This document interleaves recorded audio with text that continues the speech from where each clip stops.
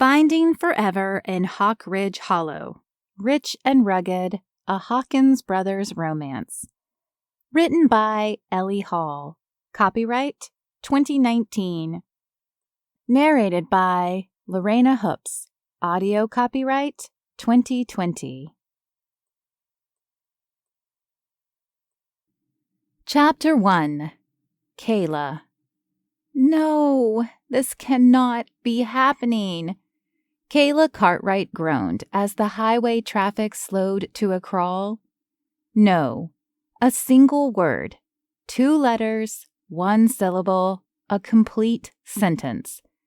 An answer she all too often found herself giving, and would certainly be saying a lot at her sister's rehearsal dinner that night and wedding the following day.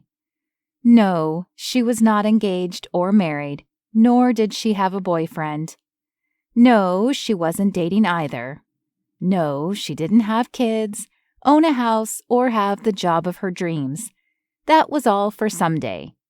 But that wasn't the problem. Well, not really. She wasn't a loser or lazy. Comments her mother and sister were quick to make about her when they thought she couldn't hear. The no's echoed in the wake of the call she just got off with her mother. It was the 3rd time that day. No, I'm still not engaged since the last time we spoke 2 hours ago. No, I don't know if the guy I met at the fundraiser is going to ask me out to dinner. No, I don't have an internet dating profile. The no's blinked like the computer cursor on the email she'd exchanged with her father earlier that week. No, I haven't set up the 401k yet. No, I still have to look up the information about the first-time homebuyers program. He wasn't much of a talker, the silent yet commanding type like her brother. Mom more than made up for it. The multitude of demanding texts from her sister Chloe, waiting for her when she woke up that morning, had made her want to scream. In fact, she did, into a pillow. No, I won't forget my camera or an extra storage device. No, I didn't get the dress hemmed. I'll pin it. No, I won't do anything to ruin your big day. But the truth was, they didn't hear the word no anyway. It didn't matter what their communication styles were. It didn't make a difference. She struggled and considered giving up and telling them what they wanted to hear. Yes, work is great. I'm in line for a promotion. Yes, of course I met a nice guy. I think he's going to pop the question any day now. Yes, I moved into the new place and it's spacious and light-filled. I need more furniture and shades, a hallway carpet, and throw pillows. As for her sister, she just kept her text replies short and cheerful. That's how she'd always been, 5'5" and with a smile on her face, despite the challenges that life presented. From the otherwise empty passenger seat, her phone buzzed then, and she ignored it. Likely it was another freak out from Chloe, or her mother with another demand. However, the recent increase in pressure from her parents threatened to force the lies to spill from her mouth. She knew it was wrong and stupid, but part of her wondered what would happen if her life became one big yes. Would they treat her differently, with more respect, patience, kindness? She yawned. Or maybe she was just tired of the persistent hounding, though perhaps she was tired of being alone. At times it felt like she was idling, at a standstill in her life, and not sure where to turn next. As if on cue, her car made a weird grunting noise, and she checked the gas gauge. The thing had a habit of telling her she had plenty of gasoline, then sputtering to a stop. Not now, please. But she was stuck in what appeared to be endless traffic anyway, so it wasn't like she was going anywhere.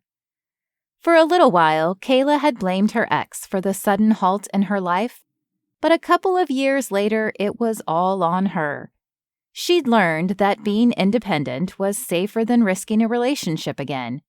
She'd taken a detour with Bradley, and he'd left her at a dead end. She'd given up everything for him, and when she found her way back, she moved to a new town, started over, and focused on her careers. Plural. She dabbled in numerous different things, some better than others, all to pay the bills. Probably why her eyes drooped with exhaustion. But right then, Kayla was tired of being stuck in traffic on her way to Chloe's final wedding gown fitting before the rehearsal dinner later that night. She dropped her head against the seat. She'd be late, and they'd be disappointed. Again. She yawned and wiggled so her legs didn't fall asleep. She glanced out the window to be sure no one was watching, because she probably looked silly. A cupcake or a cup of cocoa sounded good then. Anything to wake her up. But no chance. Gridlock stretched along the length of highway that led out of the hills and toward the city. Out the window to the left, a stylish mom sat tall in her polished SUV. She was on the phone. The silhouette of a couple of kids in the back flashed with the changing scenes of a cartoon playing on the screens attached to the headrests. She sighed. Could she have that life? Would it make her happy? Sure, she wanted to have children someday, but she also wanted to become financially secure and independent first. She wanted to have forks and knives that matched, a washer and dryer that worked, a reliable car that didn't guzzle gas, then lie about it, and a monthly investment portfolio with her name on the account. Her shoe addiction probably didn't help, but a girl had to indulge once in a while. In front of her, a couple sat in a convertible. The woman made rude gestures at the car ahead of them. He was stiff and pounded his hand on the steering wheel. Obviously, they had somewhere important to be, but couldn't deal with not being able to make the traffic move faster. Could Kayla be her? It wasn't that she wanted anything shiny or expensive. She didn't need to have power or authority either. Mostly, she wanted comfort and security. That didn't seem like too much to ask. To her right, a man sat in his truck. He ran a big, calloused hand along the scruff on his jaw. She imagined he was in his late 20s, like her brother, making him a few years older than her. And like everyone else, he was stuck. But he wasn't on his phone. His face was placid. 2 brown eyes gazed through the windshield. He seemed patient. It was like he somehow found the ability to be content exactly where he was. Could she find something like that? Harmony? Serenity? He wasn't half bad looking either. She shook her head. No, she wasn't interested. Traffic picked up to a crawl. A goat or chicken was probably crossing the road, and everyone had to stop for it. Though that was something more likely to happen in the idyllic mountain town of Hawkridge Hollow, where Kayla had moved after the breakup with Bradley. She wasn't far from the city, but she'd be late, and she'd definitely be hearing about how irresponsible and insensitive she was from her mother and sister. If she had her way, she'd turn around and return to the quiet and quaint town where she was responsible. She had 3 jobs, had paid off college loans, and the debt she'd created when she made the move. And sensitive. She was a good friend, worked with children on the slopes, including kids with special needs every Wednesday afternoon, and taught a photography workshop at the senior center. In Hawkridge Hollow, she could be exactly who she wanted to be, even if her family didn't care or witness it. It was closer to the life she'd wanted in a place she'd fallen in love with, which was a good thing because she wasn't looking to fall in love with a guy. However, that was her mother's main task, to marry off her daughters. Lucky for her brother, he didn't seem to be the target of the marriage mission, though he was out on a mission of his own in the military. Kayla's phone rang, jarring her from her thoughts. Sure enough, her mother's name flashed on the screen. She tapped to put the phone on speaker. Irene Cartwright's voice crackled to life. "Where are you? Don't tell me you got a flat tire, ran out of gas, or just decided not to show up? Typical." "Hi, Mom. Nice to hear from you again. I left over 2 hours ago, giving myself plenty of time to get to East Rourke, but I'm in traffic just outside Miranda Falls." Her tone was of measured patience. "Well, hurry up." She rolled her eyes at the unreasonable request. "Doing my best." But she knew her best wasn't good enough, at least not in her mother's eyes. "We have bigger problems. It turns out the horse can't make it." The horse? Kayla stopped herself from groaning again. Did it get the dates mixed up? Or was it also stuck in traffic? Maybe the horse got wind that Princess Chloe was a bridezilla? Kayla resisted a chuckle at the name her best friend Sadie gave her sister after meeting her at the engagement party. "Kayla, I need you to find a backup horse. Chloe will be devastated if there isn't a horse to ride in on. Do you understand?" A stress-filled sense of urgency rushed up inside her. The sound of her mother's shrill voice issuing another order made it hard to breathe. Kayla's hand met her forehead, and she squished up her eyes. "I'll do my best," she repeated. "I've been planning your sister's special day for ages. Everything has to be perfect, including you. I need you here. I need your help. I need you to get this one thing right for me." Irene's voice elevated a few decibels. Kayla said goodbye and hung up quickly to keep from reminding her mother that she'd organized the band and DJ, corrected an issue with the flower arrangements, and handled the table assignment disaster that prompted Chloe to call her in tears at 2 a.m. 2 days before they were due to the venue. And she was the official wedding photographer. When Kayla got married, she planned to have the ceremony and reception in a remote location so she didn't have to deal with all of her mother's meddling. But before she started daydreaming about that fantasy, she had to find a horse. She put the car in park since the traffic was back to a standstill and searched horses for hire on her phone. She found a stable that looked promising and left a message. A toddler answered the next one she called, and she spent several minutes listening to a temper tantrum, hoping an adult would help the kid, then pick up the phone. When the crying turned to sniffling, then laughter, and no one answered, she hung up. She went through a few more listings without any luck. Her last resort was a website that looked like someone had given up on completing it. It consisted of a generic photo and a phone number. She tried it, knowing it would be her sister having a temper tantrum if she didn't turn up with a horse. The phone rang. A male voice answered with a simple, "Hello?" "You have no idea how glad I am that you're not a recording or a screaming toddler." She quickly jumped into describing the situation. "I know it's short notice, and I'm so sorry, but can you bring a horse to the Ridley Manor House in East Rourke tonight?" "I'll try to help, but need some more information." His pleasant drawl contrasted to the anxiety bubbling inside, and Kayla found herself taking a much-needed deep breath. "Is there a particular breed, color, size?" he asked. She almost laughed because it sounded like a common call he received from people needing horses for their weddings. Was that a thing? She had something much simpler in mind when it was her turn to get married. But again, that was a battle with her mother she wasn't sure she'd be able to win. Never mind actually falling in love with someone and building a relationship on trust. "Actually, do you happen to know what kind of horse the bride was originally supposed to ride?" he asked. For a moment, Kayla considered saying it was a miniature pony, but wouldn't do that to her sister, even though she knew full well Chloe would hire a donkey if she'd asked for a horse at her wedding, just to mess with her. Kayla knew as much about horses as she did why her ex left her, which was to say nothing.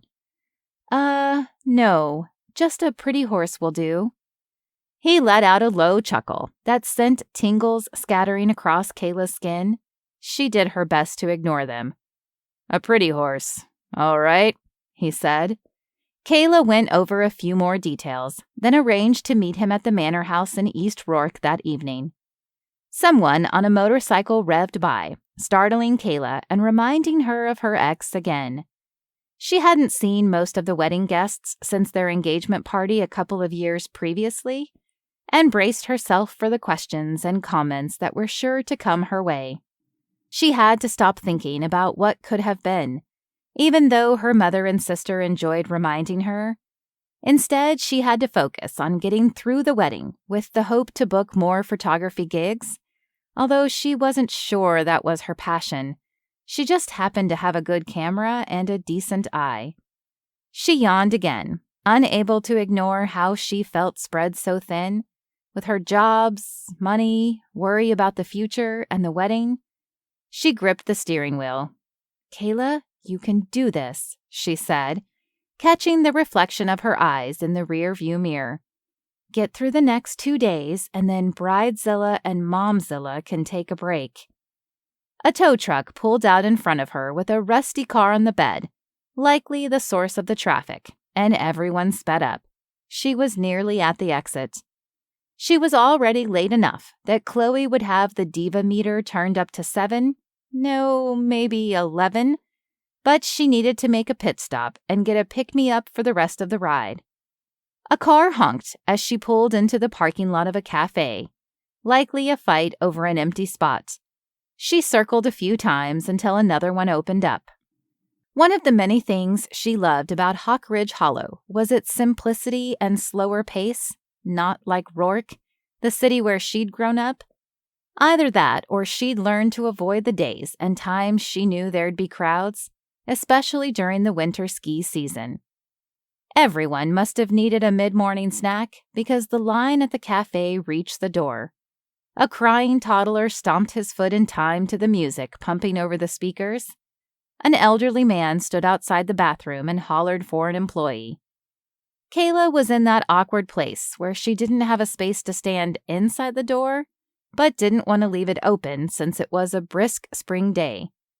Someone shoved past her from behind, and she bumped into the man standing in front of her.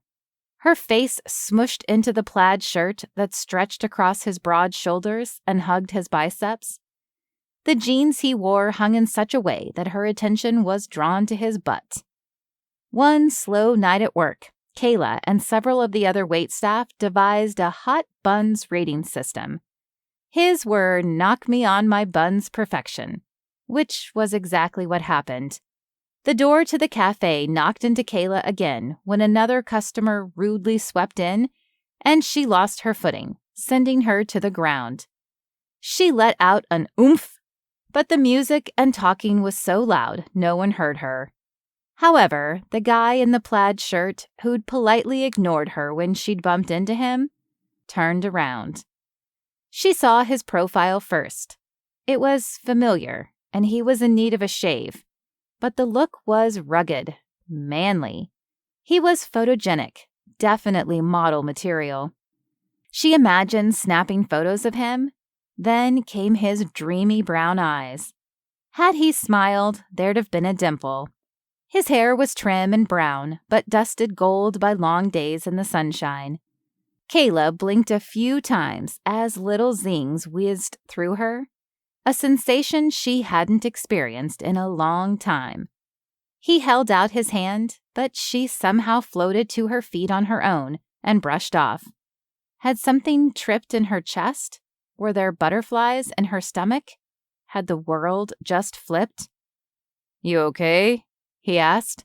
But it was loud enough that mostly she read his lips. They were full and perfect. Everything about him was picture perfect. She nodded, entranced. He turned back around as the line shifted forward. She cleared her throat and tapped him on the shoulder. Chapter 2. Dallen. Dallen Hawkins turned slowly, careful not to elbow anyone or step on toes. Like all the Hawkins men, he was tall and strong, making him cautious in crowded spaces. Also, like his brothers and father, he preferred open air and could have done without the city, the line at the cafe, or even the coffee. But the day had taken an unexpected turn, and he wanted to stretch his legs before heading back to Hawk Ridge Hollow. He locked on the pair of hazel eyes behind eyeglasses and belonging to the woman who'd bumped into him, then fell. He'd wanted to help her up, but she'd rejected his offer and brushed herself off, so he shrugged it off. She seemed fine, if not a little out of sorts. It could have been the noisy cafe, being shoved by the people who were overly eager to get their caffeine injections, or that she was in desperate need of one herself. He tilted his head, waiting for what she had to say, but she ummed and awed like in grade school when the teacher called on someone and they didn't have the answer. He started to turn back around and move forward in the line, but she held up her finger. She had a lion's mane of auburn hair and was average height, but when she spoke, he had to lean down to hear her. Over the notes of freshly brewed coffee, he caught a hint of her vanilla scent. It woke up a hunger in him that had nothing to do with the cupcakes in the display case. "Were you just caught in the traffic on Highway 4? She asked. "Yeah." Him and likely everyone else in there, considering it was the nearest stop off the highway. "The traffic was awful." "Yeah," he answered. "Looked like a car broke down. Of course it's important to drive slowly, but I bet everyone had to stop and look. Rubbernecking." Seemed like she'd found her voice. He nodded, adjusting the cowboy hat on his head. She was probably bored after sitting in gridlock for the last 2 hours, but the cafe was steaming hot. People kept jostling him, and it was hard enough hearing their apologies over the blaring music. She wanted to make small talk?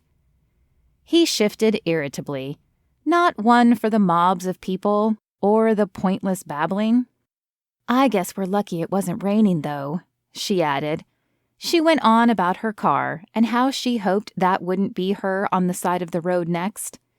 She thumbed over her shoulder. "I think for a while back there we were side by side. I mean, I looked over and saw you while we were stopped, I think. Do you drive a truck?"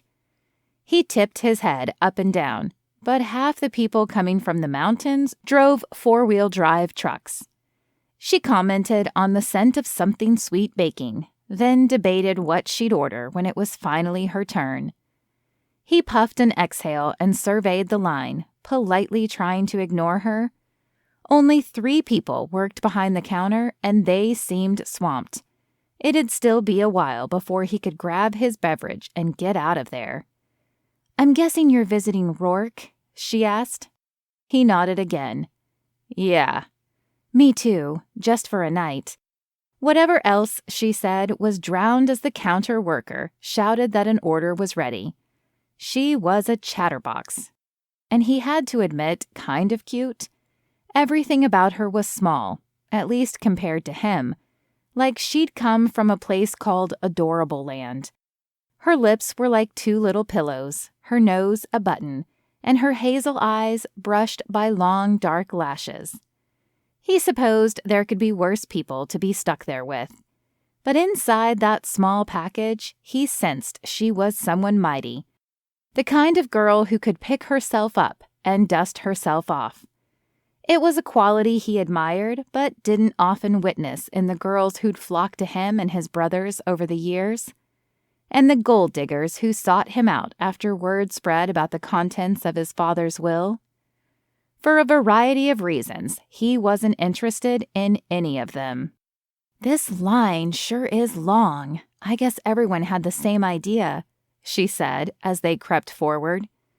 He still had quite a ride ahead of him and looked forward to being back in the peace and quiet of his truck. He often tuned the radio to play in the background, but it was nothing like the noise hammering out of the speakers in the cafe.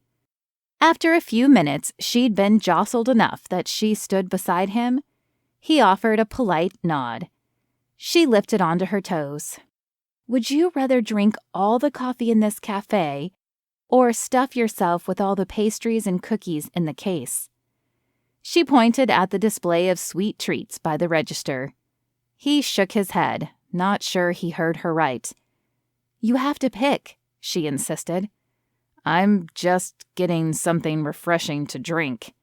"It's a game, silly," she said, playfully swatting him. "If the world was going to end and you had to pick one or the other to save your true love, which would you do, food or beverages?" "If the world was ending, I don't think anything they have here would help." Dallen was a practical man and not prone to silliness or whimsy. "It's hypothetical." Her smile faltered, and she lowered onto her heels. Then she muttered, "I'd start with the cupcakes, tops first, then the lemon bars, then the cookies, but not the ones with the walnuts." He sighed. Clearly he'd offended her, but so what? The question was foolish. Maybe cookies could save the day in Adorable-ville, but where he came from, his world had ended, and there was nothing he could do to stop it. But the pout and those big eyes of hers behind the glasses pulled at him, so he asked, "What's wrong with the bottoms of cupcakes? Why'd you reject them?" "I don't reject them, but I always have the best part first." "So you think the tops of cupcakes are the best part?" She nodded. "What about saving the best for last?" Her frown lifted as though she was pleased that he decided to play along. "What if time runs out and you don't get to enjoy your favorite part, since the world would be ending and all? Better to have it first, just in case." "But what about saving your true love from the apocalypse?" he asked, over the whir of the coffee grinder. "Wouldn't you hold out, saving the best for last?" "I guess I hadn't thought of it that way." She smelled sweet and subtly spicy, definitely like vanilla. Her hair brushed over her shoulder, and the ends tickled his arm. It stirred something inside him. She was undeniably cute, but he didn't have time for cute or pretty or beautiful. He avoided all three. It was easier that way. Less temptation, less heartbreak, less hurt. A harried woman with 3 kids toddling after her came in, cast a bleak expression at the crowd, and turned back around. One of the kids hugged her leg and begged for a cake pop. She tossed her hands in the air, slouched, and said, "I know, I promised, but—" The woman from Adorable Town waved the woman over. "You can get in front of us." "Us?" As the woman scooped up one of the kids, she thanked them profusely. I'm just grabbing 3 cake pops and then getting out of here. No fancy coffee orders, promise." Dallen turned around. "Us?" he asked. "Would you rather know that you were selfish and kept those kids from having their treat, or that you did a good deed and made that family's day? You know, if you had to save your true love." She smirked and then gazed at the display of treats. He scrubbed his hand down his face. She had a point, but why'd she have to be so cute about it? "Would you rather be stuck in traffic all day or in here all day?" she asked after a beat. His lip curled because he couldn't help but play along. Am I still saving my true love?" She nodded.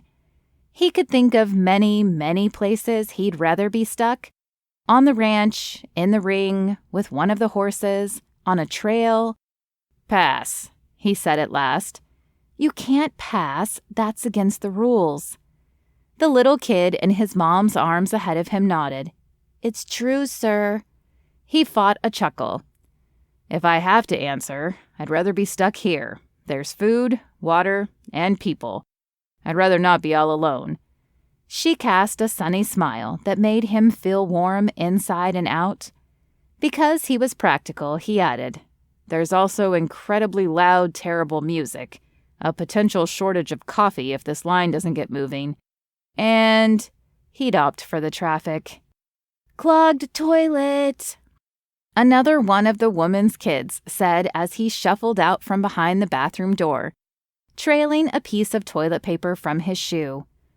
"Did you do it?" she asked aghast. He shook his head. "But I have to go, Mom. Bad."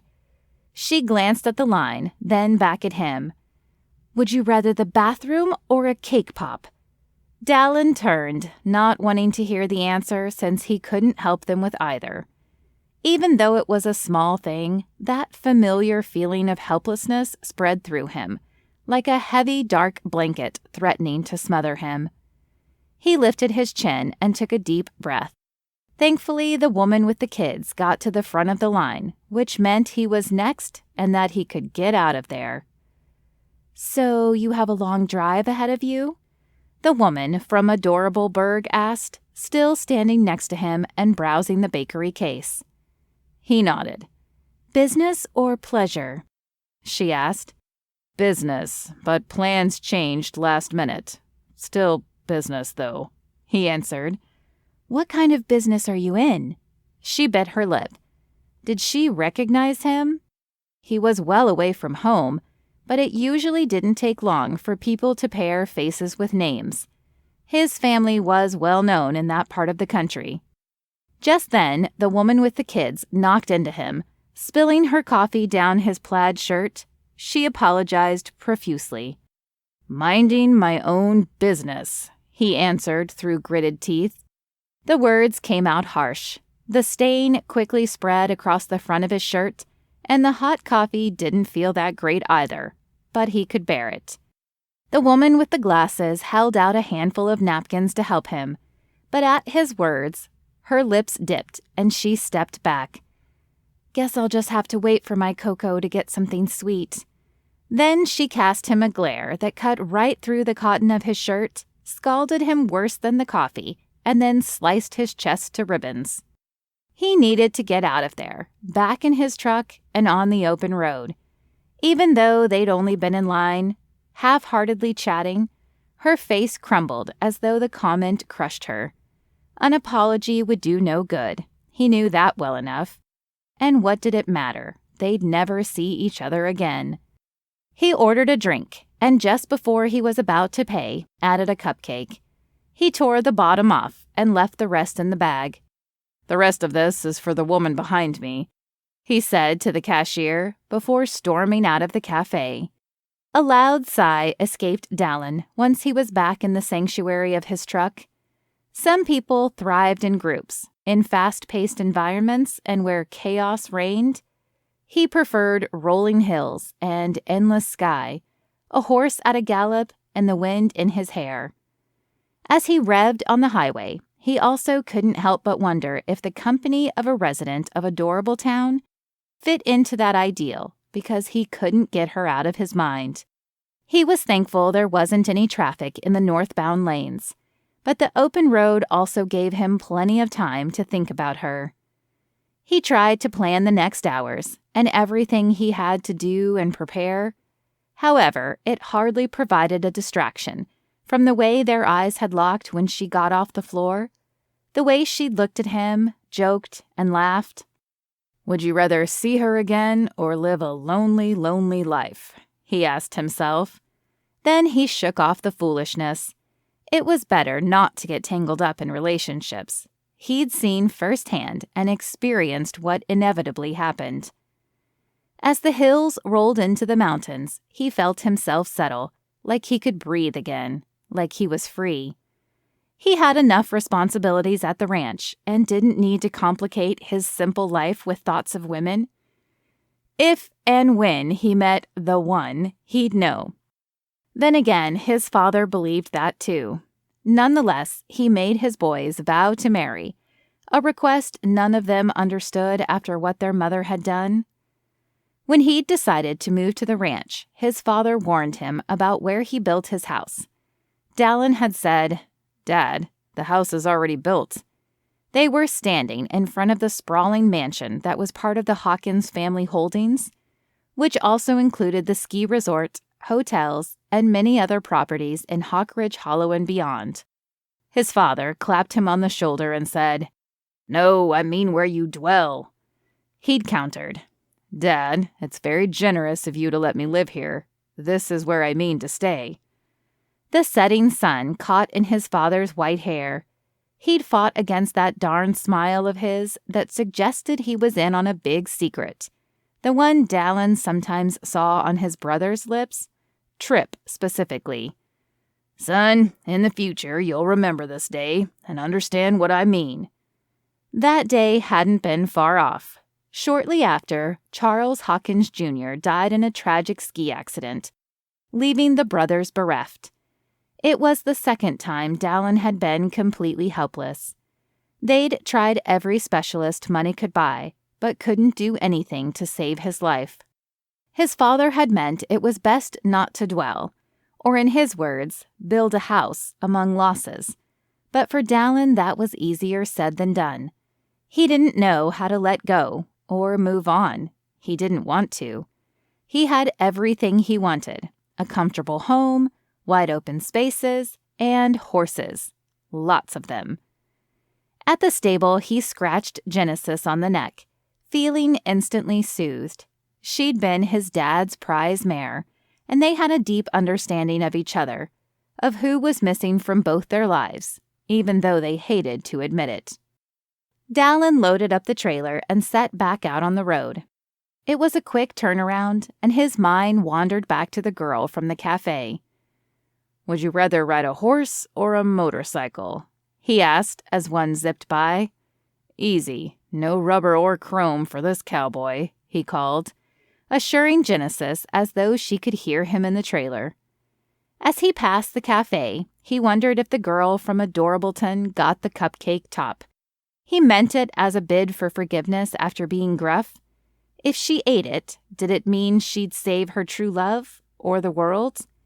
He shook his head, feeling silly as he pulled into yet another jammed parking lot. Already, he eagerly awaited his return to the ranch. It was tricky with the trailer, but he found a spot to park, checked on Genesis, and went inside to find the person who'd called about the horse. Instead, the profile of a woman with pillowy lips painted pink, a cute nose, and eyes that reminded him of sunshine on the mountains stood in the foyer. It was the resident of adorable Burrow. She wore a floral dress with a red ribbon around the waist. He had the fleeting thought that he'd like to build a house there. Chapter 3. Kayla. "Do you think you could talk some sense into her?" Kayla asked her cousin Harmony while she pulled her auburn hair into a low bun. She'd just finished briefing her cousin on the traffic and the cluster at the cafe. "We both know that's about as likely to work as Aunt Doris's pineapple cake being edible." Kayla wrinkled her nose. "It is rather spongy. You're being polite. It's like a towel that's been left out in the rain." Harmony stuck out her tongue. "You're always so gracious when it comes to your family walking all over you." She loosened a few wisps of Kayla's hair to frame her face. "Not Chuck," Kayla said in defense of her brother. "Chuck doesn't count because he's never around." Harmony had a point. Her brother was deployed, and his visits home were sporadic. It had always seemed like her parents and Chloe were against her, but she could count on him to take her side. Maybe it was because she was the youngest or the smallest, and he was the oldest and biggest, leaving Chloe in the middle. She'd never understood it, but with Chuck gone and her father busy with work, she often bore the brunt of Team Mom and Chloe's assaults. "The only sense I've ever been able to talk into your sister is nonsense," Harmony said, lightening the mood. Kayla laughed. It was good to spend time with her cousin before the wedding madness went into full swing. They stood near the entryway of the Ridley Manor house, stalling before heading through to the rehearsal dinner. Because horses weren't allowed in the church and Chloe's fiancé was non-denominational, they opted to have the ceremony in the gardens behind the building and the dinner inside. Plus, Chloe was a CEO, Christmas and Easter only type of parishioner. "Remember the time we all went to that lake house and I convinced her the basement was haunted? Or the other time she thought those love notes were for her? Solidly for you from the cute boy at the ice cream stand we'd visit in the summer, aka your secret admirer. But you always let her get the goods, the credit, and the wins." Harmony shook her head. Kayla shrugged. It had always been that way. Chloe got the bigger slice of cake, the cuter boy, the better job. Aside from her brother, Harmony was the only person who saw that dynamic. But it had been going on so long, she didn't know how to change it. Harmony pinched the clasp on the necklace around Kayla's neck, said, "Make a wish," and slid it to the back, just like they'd been doing since they were little. The necklaces were a gift from their grandmother, and for whatever reason, were only given to the two of them, not Chloe or Chuck, and certainly not Harmony's 3 older brothers. She'd wished for what she always did: love, true love, real love. At that moment, a soothing warmth filled Kayla, even though the setting sun took with it what remained of the spring day. "I think Gran had a soft spot for us little sisters. She was the youngest too, you know," Harmony added. But whatever else she said was lost, as Kayla locked eyes with the guy from the traffic jam from the cafe. Heat crept up her neck and spread pleasantly across her skin, but she made sure to twist her lips into a scowl to show she was not pleased to see him again, even though her body told her otherwise. She'd thought about him plenty when he'd snapped at her after he got coffee down his shirt. Maybe he thought it was her fault, since she'd let the stressed-out mom go ahead of them, or perhaps he was already having a bad day. It could have been she'd misjudged the handsome giant, and he was just a grouchy and gruff giant. She wasn't sure what prompted her to tap him on the shoulder at the cafe, other than the steadiness in his gaze when she'd seen him in the truck and the smolder on his lips. When she'd reached the front of the line at the cafe, the kid at the counter passed her a bag with a cupcake top in it. She'd turned to rush after the guy, but he'd disappeared. She'd thought about him plenty before she'd been swept into the wedding chaos, but certainly didn't expect to see him ever again. On the drive over to the reception site, she'd even come up with several snappy comebacks after he'd told her to mind her business, if only for her own satisfaction as the scene played over and over in her mind. Yet the cupcake top he left for her was delicious, and almost worth the long line and enduring his irritability. Almost. He sauntered over with his hands in his pockets. His expression was a difficult-to-read combination of sheepish and surly. Harmony trembled beside her. "Have mercy," she whispered. "Who is that? Tell me he's a guest of the groom." "Hi again," he said, holding Kayla's gaze. It was her turn to shiver, and she let out a ragged little breath, despite her desire to let him have it for being a jerk at the coffee shop. "Hey, sorry about everything." She was about eye level with where the coffee stain should have been. "I see you have plenty of plaid shirts." "Just 2. 22. She forced herself not to giggle. Harmony did not refrain from flirtatious laughter. Why did good-looking guys get away with being jerks just because they were cute and charming and cute? Did she already say cute? A little growl of frustration escaped. "Do you know each other?" Harmony interjected. "All I know is she prefers the tops of cupcakes and would sacrifice herself for a mom with cranky kids. Also, she's perfectly capable of picking herself up off the ground and can cut a mean glare at a guy who totally deserved it." Kayla crossed her arms in front of her chest. "May I ask what you're doing here?" He took his hands out of his pockets and gripped his palms. "Right. The bride needed a horse on short notice. I got a call earlier and—" "Wait, what?" Kayla asked. "That was you?" "That was you?" he repeated. "I don't follow," Harmony said. Kayla quickly explained her mother's panicked call, followed by phoning some random ranch who happened to have a horse available for her sister to ride in on, with her father leading it by the reins. What were the chances it was the same guy? Princess Chloe is riding in on a horse instead of walking down the aisle? Harmony's mouth hung open. Wonders never cease. Princess Chloe? The cowboy asked. Harmony briefed him on the bride diva.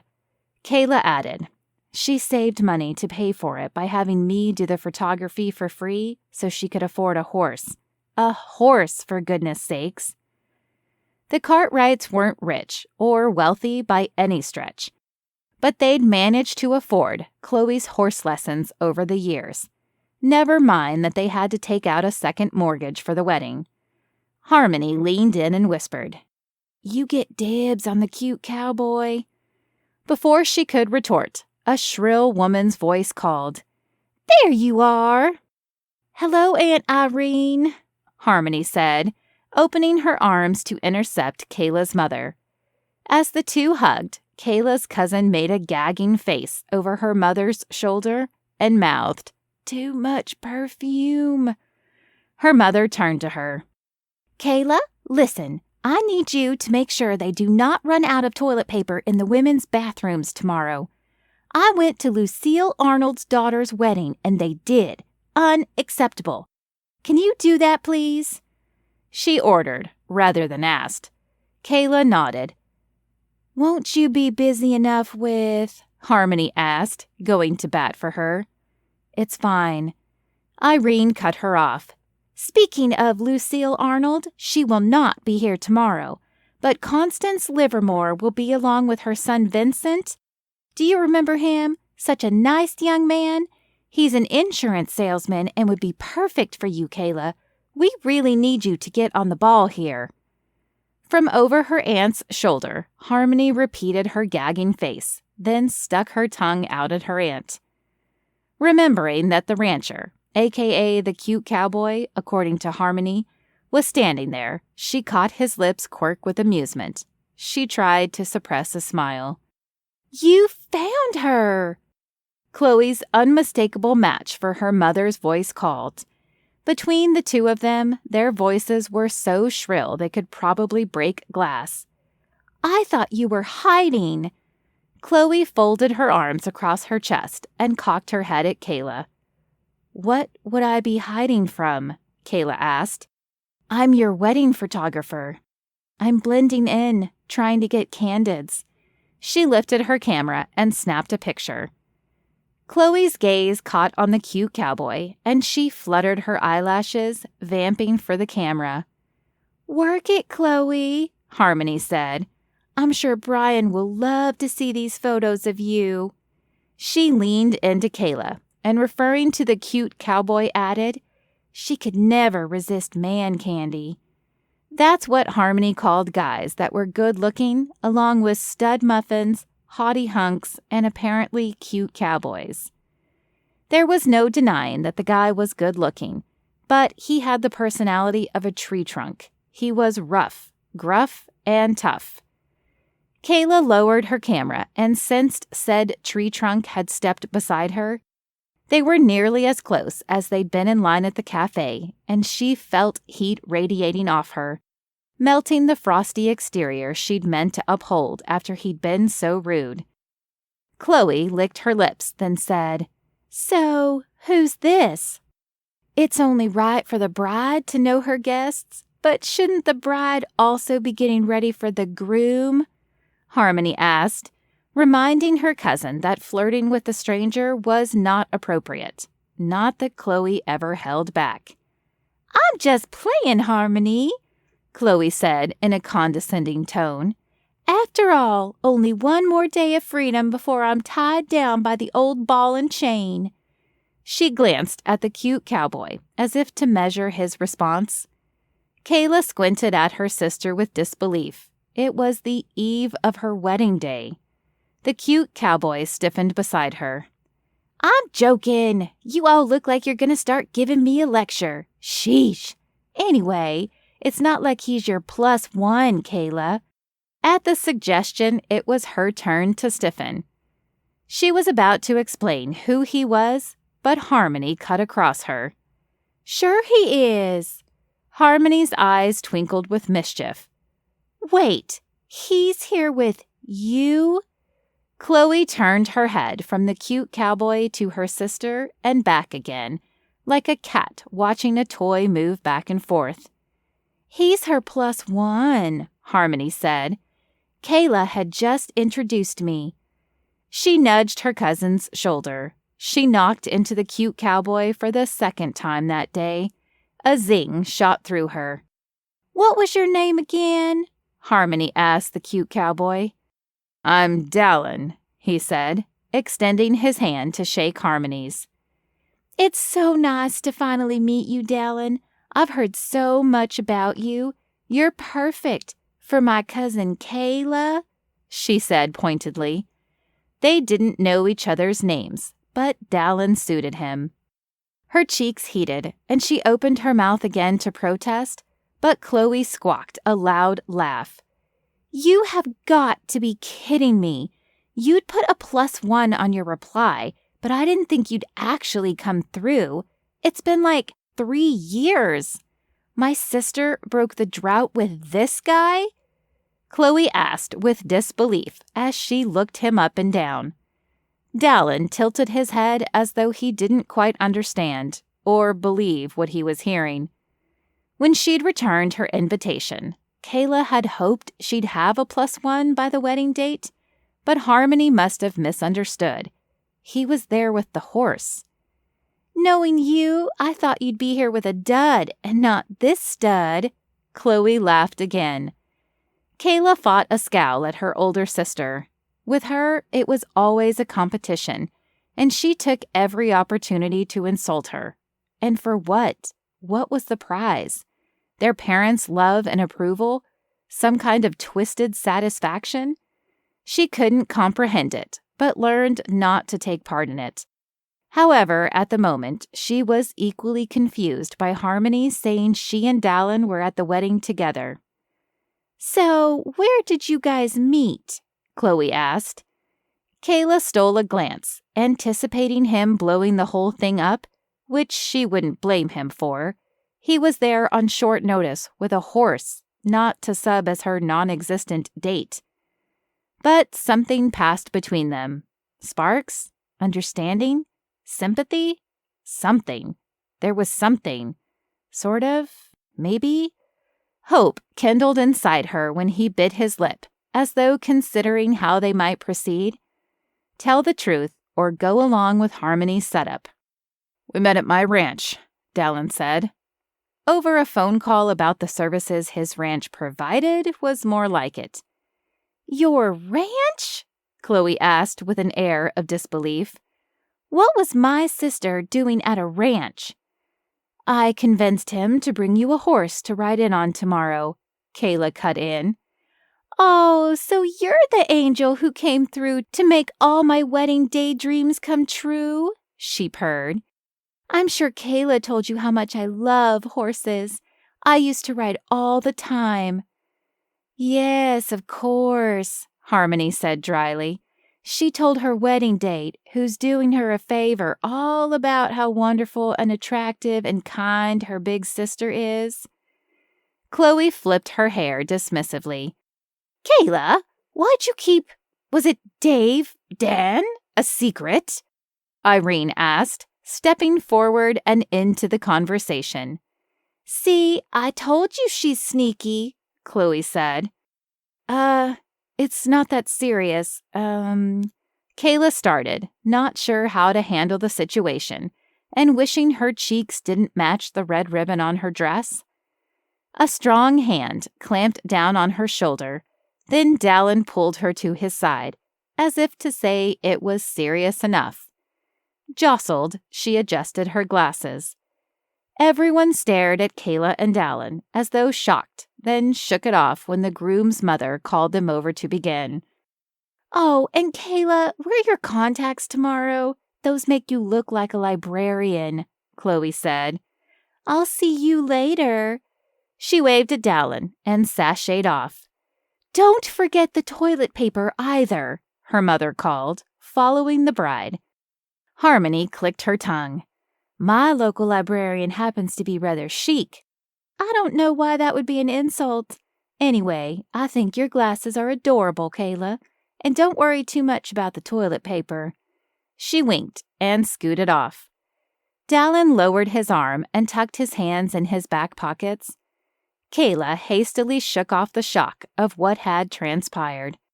"I am so sorry. I was not expecting that." Kayla struggled with where to begin. Apologizing for Harmony or her sister's behavior? "It's fine," he said sharply. "I mean, it's fine," he repeated in a gentler tone. "We're both going to be here anyway." "My cousin got carried away, and my sister—" Kayla puffed her cheeks and exhaled. "Really, it's no big deal. I'm glad my charm and good looks can help out." The hint of a smile reminded her he had a dimple, but he looked away like he'd surprised himself with his response. Was he flirting? No, definitely not. Why would he flirt with the girl who looked like a librarian and was on toilet paper duty? "Listen, you don't have to—" "No, it's fine. What's the plan?" "Seriously?" He shrugged. "Why not? I'm happy to help you out." So, it turned out the gruff and rugged rancher, aka the cute cowboy, also had an altruistic side. He'd rather help out the librarian on toilet paper duty than lose his beloved horse to a pit of lava. She groaned, feeling silly for having the thought. In addition to not looking like a librarian, whatever that means, and making sure the toilet paper doesn't run out tomorrow, I also have to take pics of Princess Chloe getting ready, and you have the horse to take care of. She snorted a laugh, unable to go on listing reasons not to go along with the fake wedding date. "What's so funny?" "I still can't believe my sister is riding in on a horse. Seriously? Who does that?" "You'd be surprised. I get calls like that often enough." Kayla imagined herself on a horse, not that it would ever happen, and started laughing at the scene that followed. With my luck, the horse would trot off in the wrong direction, or throw me off, or— "Do you ride?" "A horse?" More laughter spilled out of her. "Me? On a horse? Definitely not." "We should do something about that." She laughed again, but he was straight-faced, and his was a face she could get lost in. Strong jaw, smooth nose, intelligent eyes, and lips that held a kind of wildness that scared and intrigued her in equal measure. She shook her head, snapping herself back into seriousness. "I'm from the city and don't do things like that." "Hawkridge Hollow isn't far." "Wait, you live there?" "Officially Hawkridge Ranch," he said, matter of fact. "Oh, I hardly looked at the website." "Yeah, I need to update it." He rocked back on his heels. "I live in Hawkridge Hollow." She smiled. "I thought you were from the city." "I am, but I moved a few years ago." Excitement at their potential proximity rushed through her. "What brought you there?" I needed change." She bit the inside of her lip. She swallowed, and after going along with Harmony's white lie, she felt the need to tell the truth. "A bad breakup chased me there, and the charm of the town kept me there. The scenery, tranquility, bannock bread." "You know where they have the best—" "Hawk and Whistle?" she finished for him, because it was absolutely true. "Yeah, I know. I work there." "No way. Small world." He smiled, revealing his dimple. Tingles raced through Kayla, and her own smile widened. Small town. Would you rather have the cinnamon sugar-covered bannock bread they have in the morning, or the cheese-covered one in the evening? "Is making this decision going to save lives because—" "Meteor flying at Earth." He crossed his arms and leaned against the wall. "Fine. Easy. Cheesy bread in the evening." She nodded in agreement. "Lucky for you, we have plenty of that. It's so good my friend Sadie is having it included in the catering menu for her wedding." "Is she riding on a horse too?" "Considering she's marrying Trip Hawkins, I wouldn't be surprised. I'll let you know if I need your services." His smile dropped, and it seemed like a shadow crossed his features. She went cold, like there was a sudden draft in the otherwise warm room. "We'd, better get out to the rehearsal. Wouldn't want to keep anyone waiting," he said, and sauntered off in the direction of the door. Then, as though realizing she wasn't beside him, he turned and said, "And for the record, I think you look good in the glasses." Kayla stood there, stunned, not sure what to make of Dallen's mixed messages. The fact that he was her wedding date, or that he thought she looked good. Those were words she hadn't heard in years. In fact, Bradley said something along those lines to her once, and it was because she'd just gotten over the flu.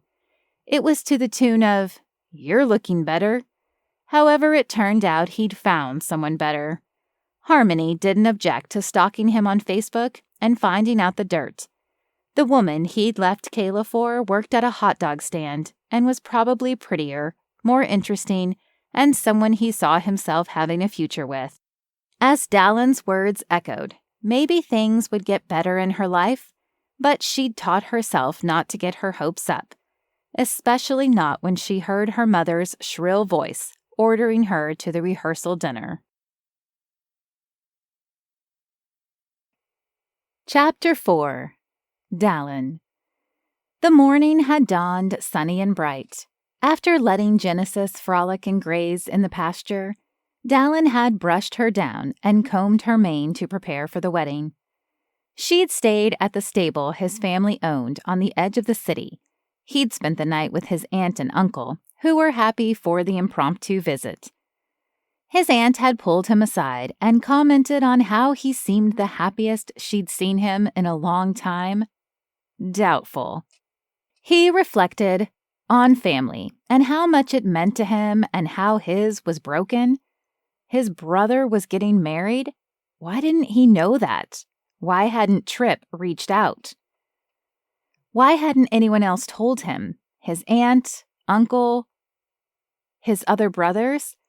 He'd made it clear he wanted to be left alone at the ranch, but marriage was a big deal, beyond the usual. In his father's will, he mandated his sons marry before receiving their inheritance and taking over the family business. That, and meeting Kayla's mother and sister, reminded him how thoughtless people could be. It also brought back the pain of his own mother's selfishness. It was as if a vicious wind blew away the warmth of Kayla's smile, the possibility of helping her out, and of everything good about their random encounter.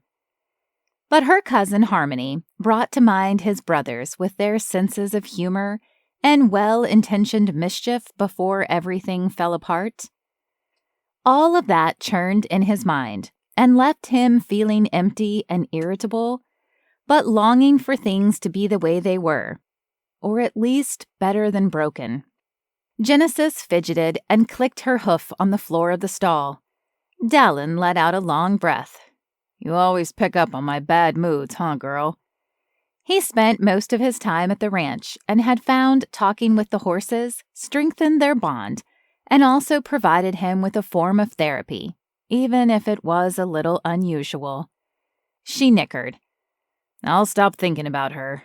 My mother, not Kayla," he clarified. The truth was, he couldn't get Kayla out of his mind. He replayed the phone conversation when she'd called, inquiring about the horse, then their meeting in the cafe. The music in there was loud, and he couldn't hear the nuances in her voice. But after their conversation at Ridley Manor, he was surprised he didn't make the connection sooner. Offering to be her date to make it up to her after being a jerk made some kind of backward sense. He chuckled. "No, actually it doesn't make any sense." He scratched Genesis's cheek. "Nope, no sense at all. I started yesterday going to see the lawyer about the will, and ended it with a date to a wedding." He sighed. "And finding out my own brother is getting married." He shook his head. How had it all gone so wrong? He loaded Genesis into the trailer. She flicked her mane. "Fine. If you must know, I'm nervous. Weddings and marriage hold a lot of weight in my family. Well, what's left of it. You know that. Now I should probably stop talking to you so Kayla doesn't think I'm nuts. Then again, she plays games where eating a piece of bread covered in cheese has the power to save the world from a meteor. He chuckled again and got in the truck. He arrived at the venue early enough to avoid the mob of cars that were sure to clog the parking lot. He brought Genesis an apple and made her promise to behave, then raced across the street to a tuck shop. The door was locked, but the lights were on. If he was going to be Kayla's date, he needed to be prepared and look the part. He hated the idea of her mother and sister embarrassing her.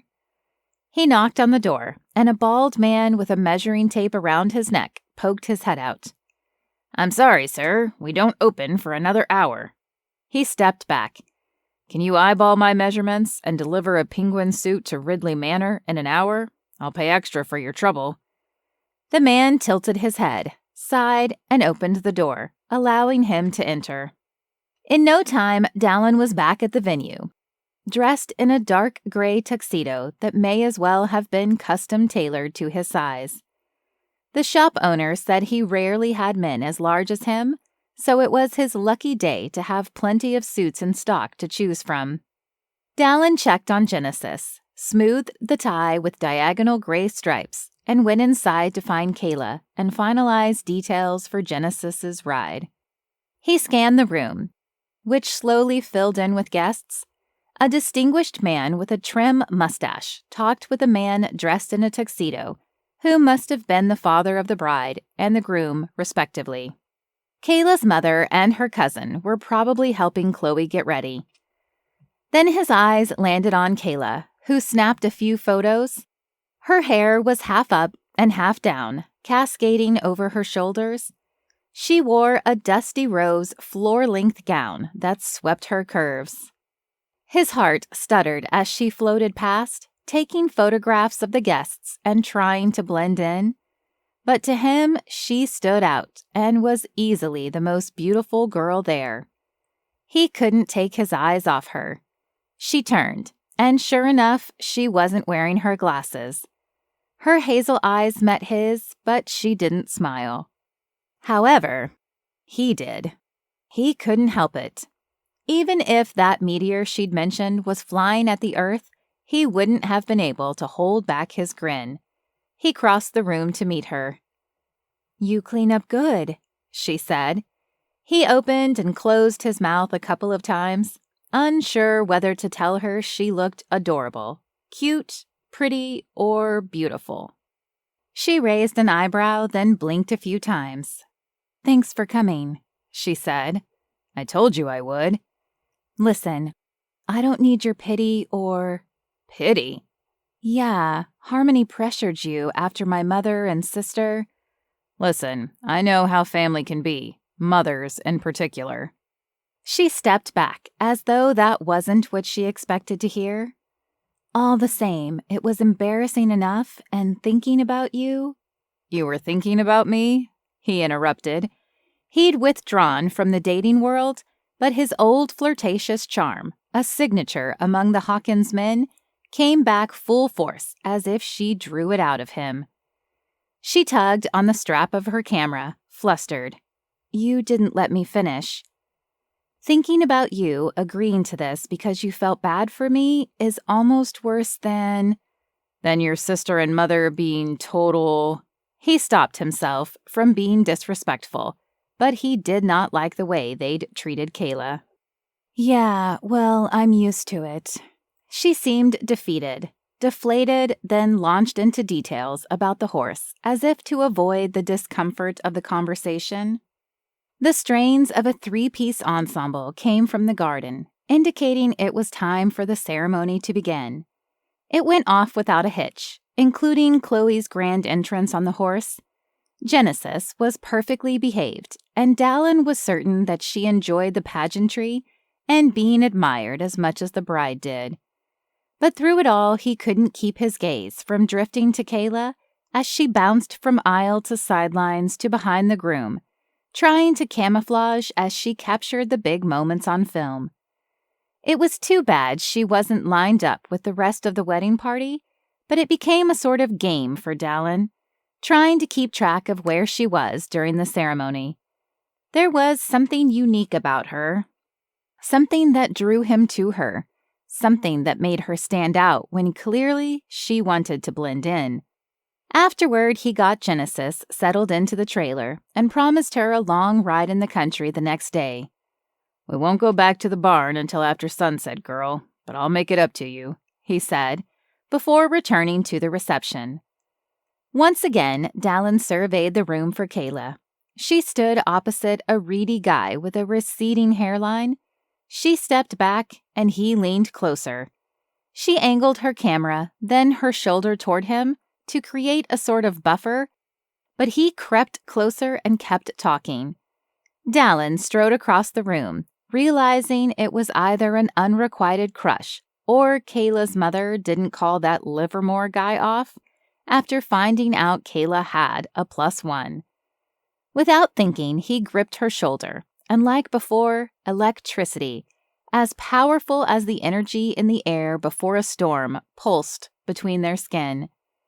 She blinked a few times, as though surprised to see him. Dallen, this is Vincent. He was just telling me about the importance of bundled insurance plans." She cleared her throat and edged away. Dallen extended his hand. "Fascinating. I'm Kayla's date." The guy stepped back, realizing Kayla wasn't available, and gestured to Kayla. "Oh, your mom said—" "Misunderstanding," Kayla said. "Chloe is over there. I'm sure she'd love to know you made it today. Now that she and Brian will move in together, they'll probably need some insurance." She turned to Dallen. "And get me out of here." She led him past the table settings and through a side door. Taking a deep breath of air, she said, "Is it almost over?" "Our date or the wedding?" "Are we on a date?"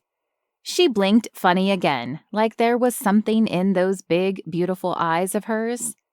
The word date had slipped out. "A fake date. I don't date, actually." Dallen composed himself, having been temporarily swept up in her presence. "As a rule, you don't date?" she asked. "Right." He'd seen his parents' relationship dissolve right before his eyes. He'd dated a few girls years back, including Stephanie, but she confirmed that he was better off avoiding love because it would only lead to loss. "In that case, thanks for breaking your rule to be my fake date and rescuing me from Vincent." Her tone was flat. "But I don't need your help. I could have handled that just fine." "Like you handle your mother and sister?" he shot back. It wasn't that he wanted to argue with her, but she'd let them walk all over her. Although maybe having a fake date made her feel equally as bad. She faltered, stepping back again. "Excuse me?" Then there was a squelching noise, and she moaned. "No, no, no." She staggered, lifting the hem of her skirt. He thought she might crumble right there on the ground. He reached his arms out, but she waved him away. Drawing a deep breath, she straightened and started to storm off. "Kayla, wait. I'm sorry. That was my fault. He had cleaned up the other piles of manure, but apparently had missed one in the garden. She rounded on him. "You what? Want to rescue me from that too? I'm fine, Dallen. You don't know me, but I'm fine, okay?" He felt terrible and tried to help as she leaned against the catering van and wiped her shoe in the grass before shoving past him, then returned to the reception. "I have work to do." Officially, his work there was done, but he couldn't bring himself to leave. He cleaned up the pile and returned to the reception. Maybe Kayla was fine, but she didn't seem it, and it didn't seem right to leave her like that. In the enormous dining room at the venue, everyone settled into their seating arrangements for the toasts. Dallen spotted an empty chair next to Kayla and swept across the room before landing in it. She was quiet while the best man toasted the groom. Then, when the maid of honor gave her sentimental speech, Kayla leaned over and said, "You don't have to stick around. I should be taking pictures, but the lighting in here is terrible."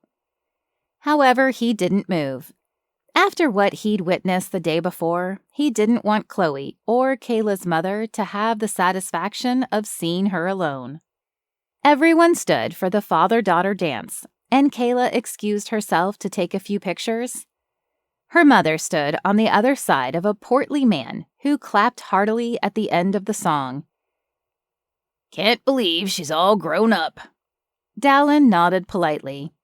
The man inclined his head and looked at Dallen longer than was comfortable. "Dallen Hawkins, is that you?" the man asked. Again he nodded, but didn't recognize the man. "Bart Potash." He patted his ample belly. "I met your father when he was adding the south addition onto the resort grounds. At the time, I worked in waste management. Then I climbed the corporate ladder, ended up engineering commercial plans with Robert." He had gestured to the father of the bride. Dallen offered a friendly smile. "Gosh, I remember you and your brothers running around the construction site. You must have been, 6, 7? You've grown into a strapping young man." His eyes traveled upward to meet Dallen's eyes. "Tall, too. Then again, so was your father. Mountain men." Kayla's mother had gravitated closer. He hoped he was far enough outside the Hawk Ridge Hollow Circle to go unrecognized. He'd learned that certain types of people sniffed out money, and with her talk of marrying off Kayla, she was likely one of them. "How do you know the Cartwrights?" Bart asked. "I'm here with..." As they chatted, he'd lost track of Kayla. But other than that moment, his gaze had hardly left her. It was as though he was magnetized to her. Then she was beside him, gripping her camera. "There you are. I'm here with Kayla," he answered. She managed a thin smile. Bart's eyes widened and then crinkled at the corners. "You two must be next. I bet you can't wait for Dallen here to get a ring on your finger," he said to her. Kayla blinked a few times as though trying to focus her vision. Hawkins! My, I didn't realize that," her mother said, edging into the conversation with obvious interest. "We haven't figured anything like that out." Kayla's smile was strained. "Something you succeed at, but don't you think your life would be better if you hitched your cart to the right horse?" her mother asked. "The fact of the matter is you're not married and..." "Yes, Mother, I'm quite aware. You remind me every time we see each other, or talk on the phone, so at least 3 times a day."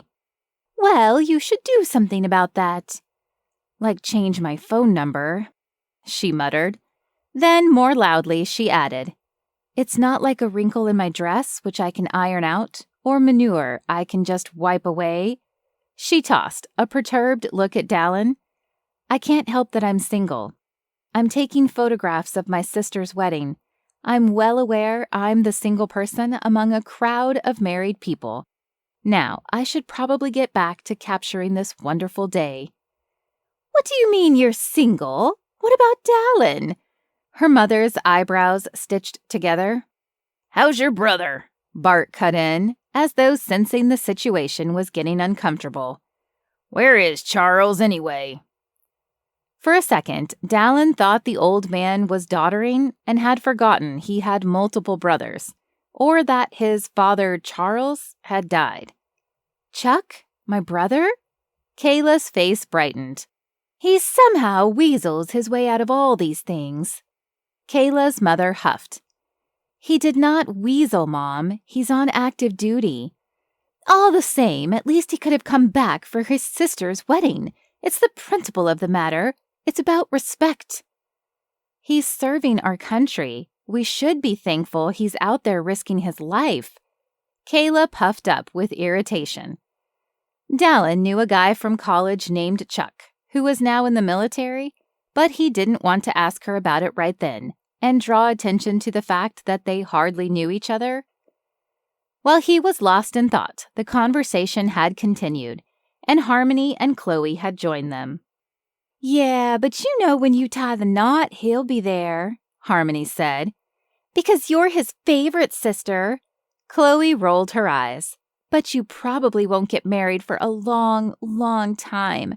Kayla's going to be an old cat lady before she finds love. Chloe snickered. Harmony shook her head. She's allergic to cats. Chloe eyed Dallen, and he shuffled closer to Kayla. His family had enough problems. How'd he step into such a mess? Yet he felt protective and defensive of her. So when are you two getting married? I can see if the event coordinator has any available dates. Kayla's mother's insistent voice floated to him over the music. Irene, no need to pressure them, Bart said. They're still young. He had to focus on what Irene, Mrs. Cartwright, had said. Was she suggesting they get married? He smoothed his tie. To him, marriage was for life. Like a red-tailed hawk, he intended to enter into union with a mate, and they'd live happily ever after. Well, he knew there'd be ups and downs, bumps in the road and all that. But he wouldn't just up and leave when things got rocky, as his mother had done. Or more accurately, when she'd found someone younger and more famous than his father. While Charles Hawkins enjoyed the finer things in life, with all the responsibility of running a billion-dollar corporation, he preferred his privacy and not parading his wealth around. His mother wanted the spotlight. Even so, his father fought for their relationship, but Judith Hawkins had already cast her sights on shinier things, leaving her boys and husband behind. Nevertheless, his father insisted he and his brothers marry if they wanted to receive the Hawkins legacy, leadership roles and control over the corporation and the inheritance. But his father's provision about marriage was confusing, because in the end he was left, alone, abandoned, and without his wife. Dallen wanted love as a real, true, enduring thing. However, it was easier to just avoid it altogether. Kayla's eyes widened. Then she said, "A wedding? That's moving a little fast, Mom. Dallen is just, my date." "Better than being single." Chloe smiled and flipped her hair. Kayla blinked a few times. Although he assumed it was because of the contacts, he also thought maybe she needed a minute alone to collect herself. Why don't you take those out and go put your glasses on? He suggested.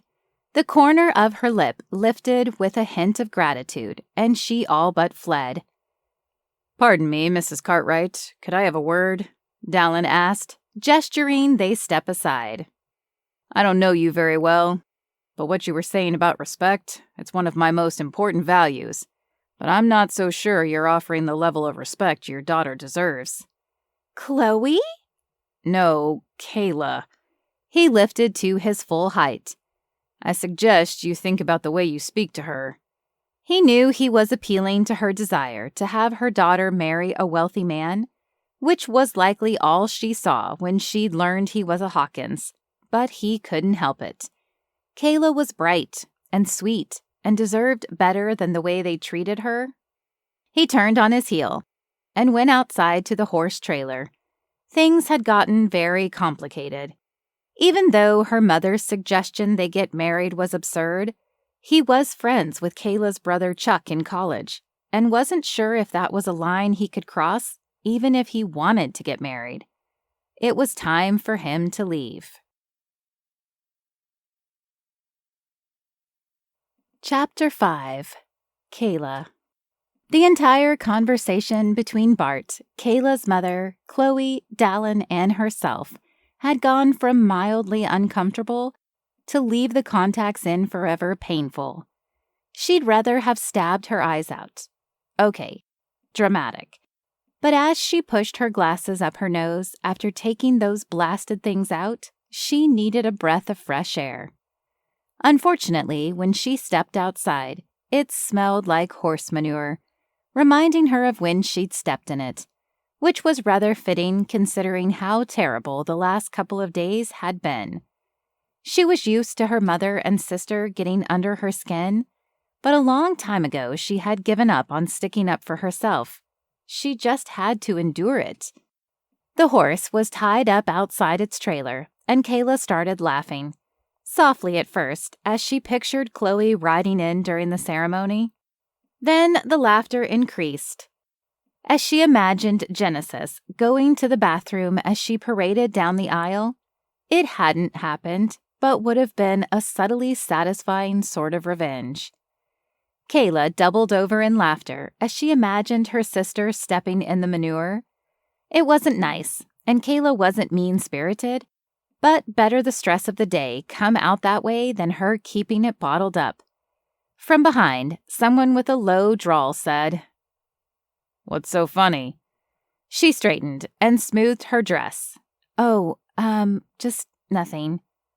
He gazed at her a long moment, and her cheeks heated at the same time his expression turned stony. "Well, the pressure your mother put on you to get married wasn't just nothing." "I'm used to it." "Do you want to get married?" he asked, stepping closer. She refused to pay attention to how good he looked in that suit and how it made her feel, hot and bothered, or the way his cocky smirk spread that heat throughout her body, or how his voice drew it straight into her center like a molten meteor. Was there such a thing? With a man like Dallen walking the earth, she was sure of it. "Of course I want to get married," she stammered. "But for one thing, I will not ride in on a horse." He took Genesis's halter and rubbed her muzzle. "Would you object if the groom did?" "I cannot picture Chloe's husband on a horse. He's more of a data analysis type of person." "Have you ever ridden a horse?" he asked. She shook her head. "No way, no how." Taken aback, he said, "Why not? They're gentle giants." She was terrified of horses and wasn't hesitant to tell him why. "One afternoon when I was little, during Chloe's riding practice, she and an actual black stallion charged at me. I ran off, embarrassing myself when she'd brought it to a halt. Never quite lived that one down." Genesis snickered. Kayla stepped back, but with the horse's halter in hand, Dallen moved closer. "You can say hi. I promise you Genesis will not charge you, or nip, or be in any way disrespectful." "Hi," Kayla squeaked out, but didn't budge. The horse was so big and powerful, it made her feel like a mouse, small and vulnerable. Dallen reached for her hands. Her thoughts scrambled as his rough fingers closed around hers. A zing shot through her arm, her belly, her chest, and into her throat as he held her hand. Then, still with his giant hand cupping hers, he placed it on the horse's muzzle.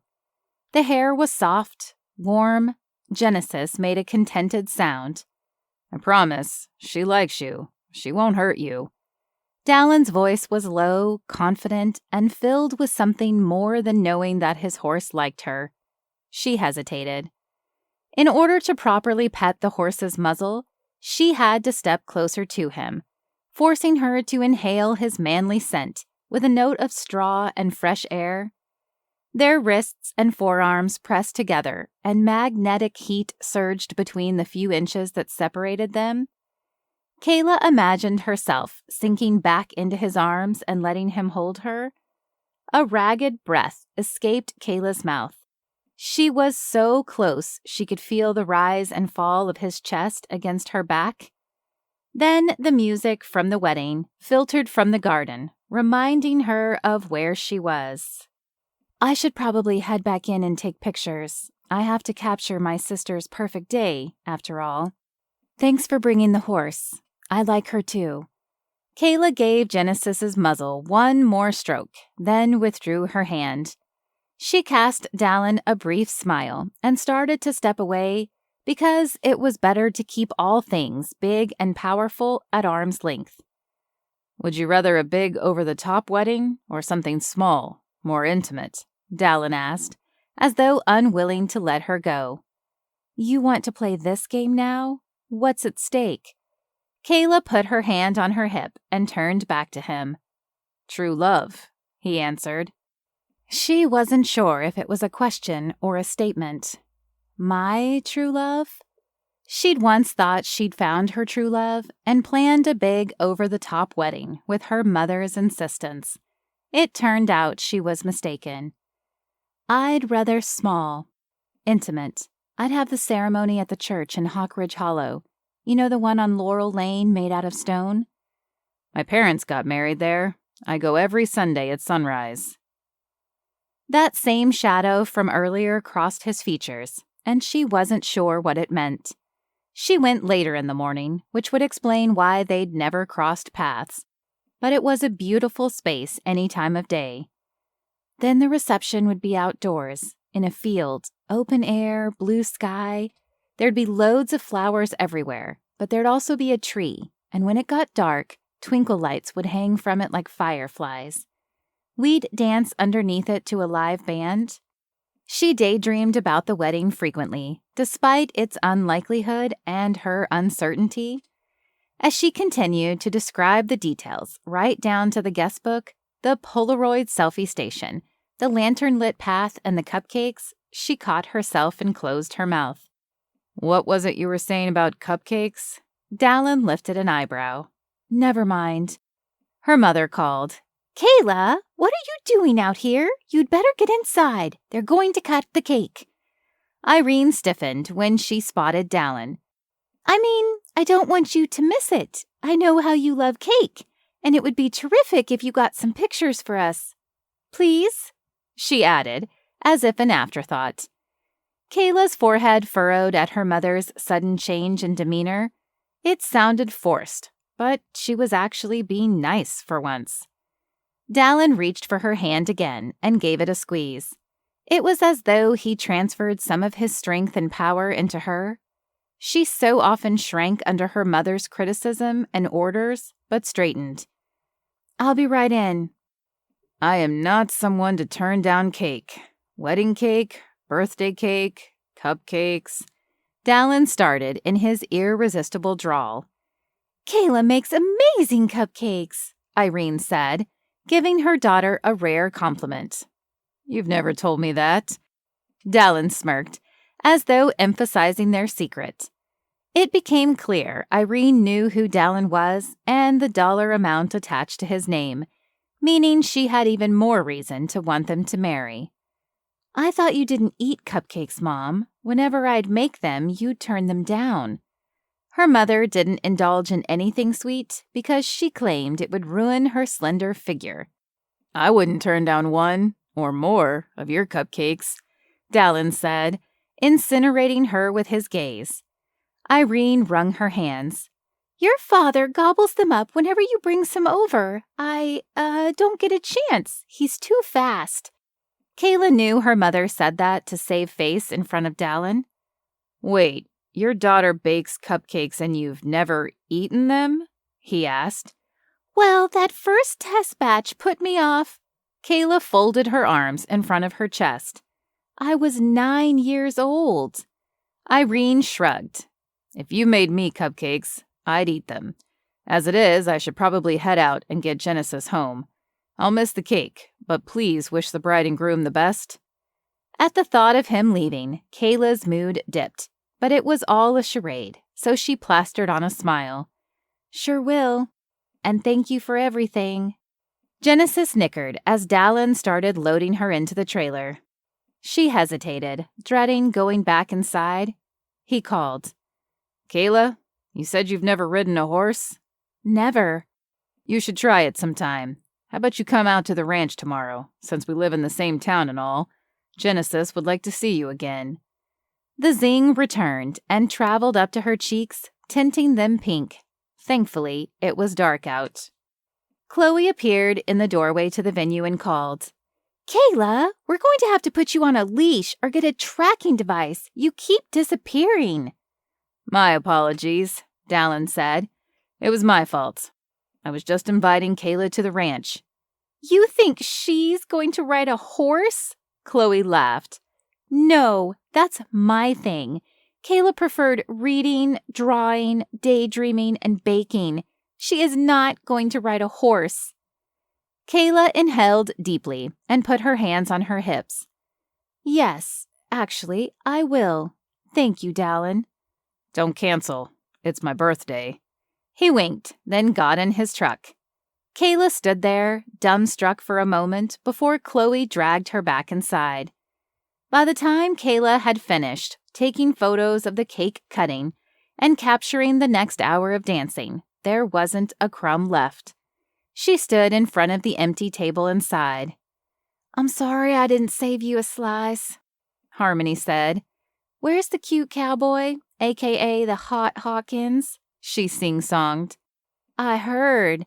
Your mother is confounded. She can't figure out how you landed such a catch." Kayla grunted. "All thanks to you. I didn't make the connection. A while back, Sadie came into the Hawk and Whistle. Long story short, she's engaged to Trip Hawkins now. I jokingly asked her if he had a brother, but I didn't know the cute cowboy was this brother."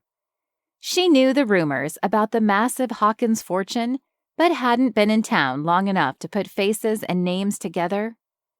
"Your plus one is a Hawkins brother, a rich, rugged, somewhat reclusive, and totally gorgeous Hawkins brother. Was. He left. But you're going riding with him tomorrow." "How'd you know? Wait, you didn't put him up to that, did you?" Kayla asked, worried. "No, it's all Chloe can talk about. You know how competitive she is. She just got married." Harmony shrugged. "Well, it doesn't matter. I'm not going. I'm not interested. I gave love a shot, failed, and if I thought my relationships were miserable before Bradley left, it's nothing to how my mother and Chloe act toward me now. If they learn it's fake, I'll never live it down. Better to cut my losses now." Harmony faced Kayla and met her eyes. "Kayla Cartwright, I've known you your whole life. I've seen you chase off kids who were being mean to a frog. I've seen you sing the national anthem at a hockey game. You've skied some of the fiercest slopes in the country. You are a strong, intelligent, capable woman. But what I've never been able to understand is why you let those two walk all over you." Harmony pointed to Irene and Chloe. Kayla stepped back. "Girl, I want to hear you roar." Kayla sighed instead. Harmony was right, of course. But the reasons went back, way back in time, and deep into her heart, to when her grandmother had passed away. She didn't want to dig them up. Her hand clasped her beloved necklace. "Is it about Gran?" Harmony asked. Kayla wiped her eyes. "She'd want to hear you roar, too." The two were quiet for a moment, and the memories and pain flooded back. It was Sunday morning, and Kayla 8 and Chloe 12 were getting ready for church after staying the night at their grandmother's house. Strangely, the yummy scent of buttermilk pancakes didn't wake them up, and Gran's soft singing wasn't filtering to the upstairs bedroom. Kayla was done dressing first. Chloe always took twice as long. Gran wasn't in the kitchen or bathroom. Kayla went back upstairs and found her still in bed, but she was stiff, cold, lifeless. During the night, she'd passed away. Chloe found her in the bedroom, hugging their grandmother and sobbing. She'd called their mother, and since that time, it was like they blamed her for Gran's death. Of course, it was of natural causes, since she was in her 80s. But the relationship between mother-daughter and the sisters changed. They looked at her differently, distanced themselves, and over time started belittling her. Through it all, they never asked her if she was okay, or acknowledged how painful it must have been to be the person who found Gran and to have lost her at all. Kayla wiped away a tear. "Gran loved you the most of all of us. They were jealous. She saw all the good things in you, how you're thoughtful, kind, strong, talented. I see those things, and you should too. Gran would want you to." A grateful smile bloomed on Kayla's lips as Harmony gave her a hug. "Now that grandmother of ours would kick you in the behind, tell you to dry those tears and stop taking nonsense from those ninnies." Kayla snorted a laugh. "I always thought that word was so funny." Harmony joined in the laughter, then stopped abruptly. She'd also want to see you tame that cute cowboy. Is he wild? Kayla asked, ignoring the rest of the insinuation. Rumor has it he has a wild disposition like his horses. Exciting, adventurous, dangerous. I agree with the dangerous part. Your sister was just harassing you when she was on that stallion, then she lost control. Kayla sighed. She meant dangerous if she let herself acknowledge how she thought he was handsome and how he lit her up inside. Love was a dangerous thing because it was so easy for hearts to be trampled. I hear those Hawkins brothers aren't the type to settle down. Tripp is getting married to Sadie, but maybe I'm not looking to settle down. She had to remain focused on figuring out her future and not get distracted by dating or guys. Well, then what are you looking to do? Harmony asked. You're the one who mashed us together, saying he was my date. I saw the way he looked at you. Mark my words, Kayla. You are going to tame that cute cowboy, and that man is going to marry you. Kayla was up and at work early the next morning to teach group ski lessons. The mountains in Hawk Ridge remained covered in snow well into spring, and if it got sparse, they'd manufacture the white stuff. While she helped little kids on the bunny slope, she replayed the night before and Dallen's invitation to the ranch. She'd skied every black diamond and double black diamond slope on the mountain, but could she ride a horse? She was only afraid of 3 things: marriage, meteors, and horses. But as she thought about what Harmony said about the Hawkins brothers' reputation and Dallen's wild ways, there was another thing she was afraid of: men. Or more specifically, men like him who rode in on a horse, whether made out of steel like a motorcycle or flesh and bone, swept her off her feet, then dumped her flat. After her shift was over, she changed in the employee locker room and checked her phone. It was a text from Dallen. I wouldn't say no to cupcakes too, considering it is my birthday. See you soon. She realized he must have her number in his phone from when she'd called about the horse. A little thrill shot through her, but she stuffed it away as she put on her jacket. Chapter 6. Dallen. Dallen was up at dawn, and as the morning progressed, he didn't get so much as a happy birthday from any of his brothers, not even his twin. However, he'd sent a box of chocolates from Mom and Lollipop's candy shop in Hawkridge Hollow to Blake. It was a tradition they'd started as soon as they were old enough to go to the shop. Each year on their birthday, they'd gift each other that number of candies. When they were 5, they'd pick out 5 candies for the other brother. When they'd turn 10, it was 10 candies. By age 20, it was a lot of candy, but at 30, it was none. He lamented the fact that his older brother Tripp didn't let him know he was engaged to Sadie. They'd been together years before, but he'd bailed on her when things got too intense and the M word was spoken. Marriage was a big deal for the Hawkins brothers, especially after their falling out. The prospect terrified him because he believed marriage could only lead to loss and a broken family. But after meeting Kayla, and then when her cousin thrust them into a fake dating scenario, a fake marriage didn't seem all that bad an idea.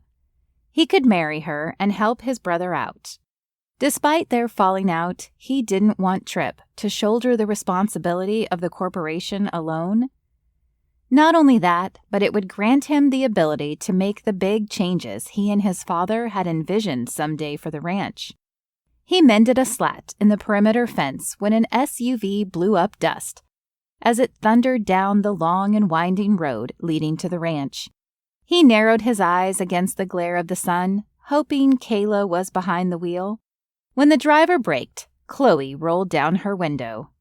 2 hours later, he finished up her riding lesson, and a second car drove more cautiously along the ribbon of road leading to the ranch. "Oh, great," Chloe muttered. "Looks like our fun is over." Dallen hadn't exactly been having fun. Riding a horse was a fine balance between making sure the horse knew you were in charge, but also respecting the animal. She leaned heavily toward being a prima donna, and he still couldn't decide where that landed on the spectrum. But he definitely wasn't going to offer she return for a second lesson. "Good morning," Kayla called to Dallen as he emerged from the barn. Her eyes flitted to the cream-colored SUV. Chloe followed him out and said, "Hey, sis. Funny to see you here." "I was going to say the same thing." Kayla got out of the car. "I heard something about some supposed nuptials and had to check out the goods firsthand." Chloe wagged her finger between Dallen and Kayla. "Mom really wants to see you guys get hitched." She cleared her throat. "Oh, yeah, Kayla shifted from foot to foot and adjusted a paper bag she had in her arms. "We haven't set a date yet." Dallen stepped to Kayla's side as soon as Chloe reminded him how wicked she could be and dump all over her sister. Despite the trouble he and his brothers had, they wouldn't treat each other that way. No, they just wouldn't talk. He wasn't sure which was worse, but seeing Kayla beaten down made his heart soften and his jaw tense. Both sisters raised their eyebrows. Chloe's mouth twisted. "Is that so? He's quite the catch. I'm only sorry I didn't jump at the chance sooner." Kayla became rigid beside him. "That's a strange thing to say, considering you just got married yesterday." Her voice was sharp, cutting. It surprised him since the day before she didn't stick up for herself. However, he had thought it odd Chloe showed up early the morning after her wedding requesting lessons. Chloe shrugged. "Brian wanted to sleep in, and he had to leave for a week-long work conference later this morning. But Dallen, you don't seem like the marrying type." She winked at him. "I've heard rumors about you Hawkins boys." She laughed. "Now that your wedding is over, we can focus on ours." Kayla lifted her chin and squared her shoulders as though she'd found inner reserves of strength. To stand up to her sister? Either that or she didn't like the idea of Chloe rushing off to spend the morning with some man that wasn't her new husband. Maybe. That's why she went along with it. Women were as mysterious as the stars. "My calendar is filling in, and I wouldn't want it to conflict with my honeymoon." "We also have to work around Tripp and Sadie's wedding." Kayla glanced at Dallen, but he didn't let any emotion show at the thought of his brother getting married and not telling him about it or being invited. Dallen brushed his hands together. "Yeah, I was thinking this summer after the mud run at the resort. The tourists will be gone for a few weeks between seasons." The resort was operational year-round, with hikers, mountain bikers, other extreme sports, and the annual mud run, which was a charity for veterans. But there were always a few weeks when things slowed down. Were they actually going to go through with the crazy idea? He'd been inspired by the wedding the day before, or more accurately, meeting Kayla, but the words had slipped out as he'd come to her defense. Were they getting married? A thick lump rose to his throat. "The clock is ticking," Chloe said. "Where's the ring?" "He hasn't proposed yet," Kayla said. "So it's not official?" Chloe cocked a hip. Kayla looked to Dallen. "We've talked about it and decided it's the next logical step in both our lives." He cleared his throat. If only he knew what she was thinking. If only he understood how he felt. Chloe made a show of flashing her ring. "Well, it is nice to have something big and sparkly on your finger." Oh, he'd show her big and sparkly. He'd get Kayla the biggest, sparkliest ring just so she could have one up on Chloe. He shook the competitive and silly thought off as quickly as it had rushed into his mind. Chloe waved and sashayed off to the SUV. Before she closed the door, she purred, "It was nice getting to know you, Dallen." After they stepped away from the cloud of dust, Kayla set the bag down on the hood of her car and crossed her arms in front of her chest. She paced a small circle. The goods? Quite the catch? She's sorry she didn't jump at the chance? What is wrong with her? Dallen leaned on the car and crossed his legs at the ankle, along with his arms across his chest. Are you sure you're sisters? Unfortunately. Ordinarily, I'd say something about loving your family despite differences, but she is… how do I put this? A piece of work? Insane? Obnoxious? Dallen nodded. You said it, not me. Kayla shook her fists and rounded on him. And now we just told her we're getting married. That's the next logical step? This is a side of you I haven't seen yet. An amused smile played on his lips. Because we hardly know each other. But for your information, I've had it with letting my mother and sister walk all over me. She shook her head. I'm done with that. With them. Let's go. Right now. We can elope. I rather liked the ceremony in the church and the reception you described. She laughed. This is nuts. We can't get married. We don't know each other. You're a Hawkins brother. There's no way. The anger dulled to what looked like helplessness as she paced and wrung her hands. I thought I could get her off your back. They really put the pressure on you, and I guess I wasn't thinking. He pushed to standing, wanting to wrap his arms around her. Still her restless movements, and let her know it was okay. She scrunched up her eyes and nose. You don't understand. Everyone from here to the city is going to know in 5, 4, 3, 2, 1. From her purse, her phone beeped with a text, then again and again. Kayla let out a frustrated groan. We'll figure something out. Dallen recalled the rehearsal dinner, the wedding the day before, and how he felt in her presence. No, he wasn't going to get married. That was preposterous. He knew it was just setting them both up for heartbreak. He started to think about ways they could play it off, stage a breakup, or do something to fix it. But he had to admit she was adorable even when she was frustrated. He couldn't help but watch her every move, change in expression and shift in her stride. Her hair was in a messy bun, and her cheeks were pink, as though she'd been outside all morning. He moved closer and caught her vanilla scent topped with the refreshing smell of snow. She must have been at the resort. Kayla glanced at her phone and then turned it off. It's just like her to want what's mine. Her eyes widened as though startled by her own words. I mean, not what's mine, she said quickly. When I started making cupcakes, she had to do it better. When I made the ski team, when I met Bradley, when things fell apart, it was like she was happy.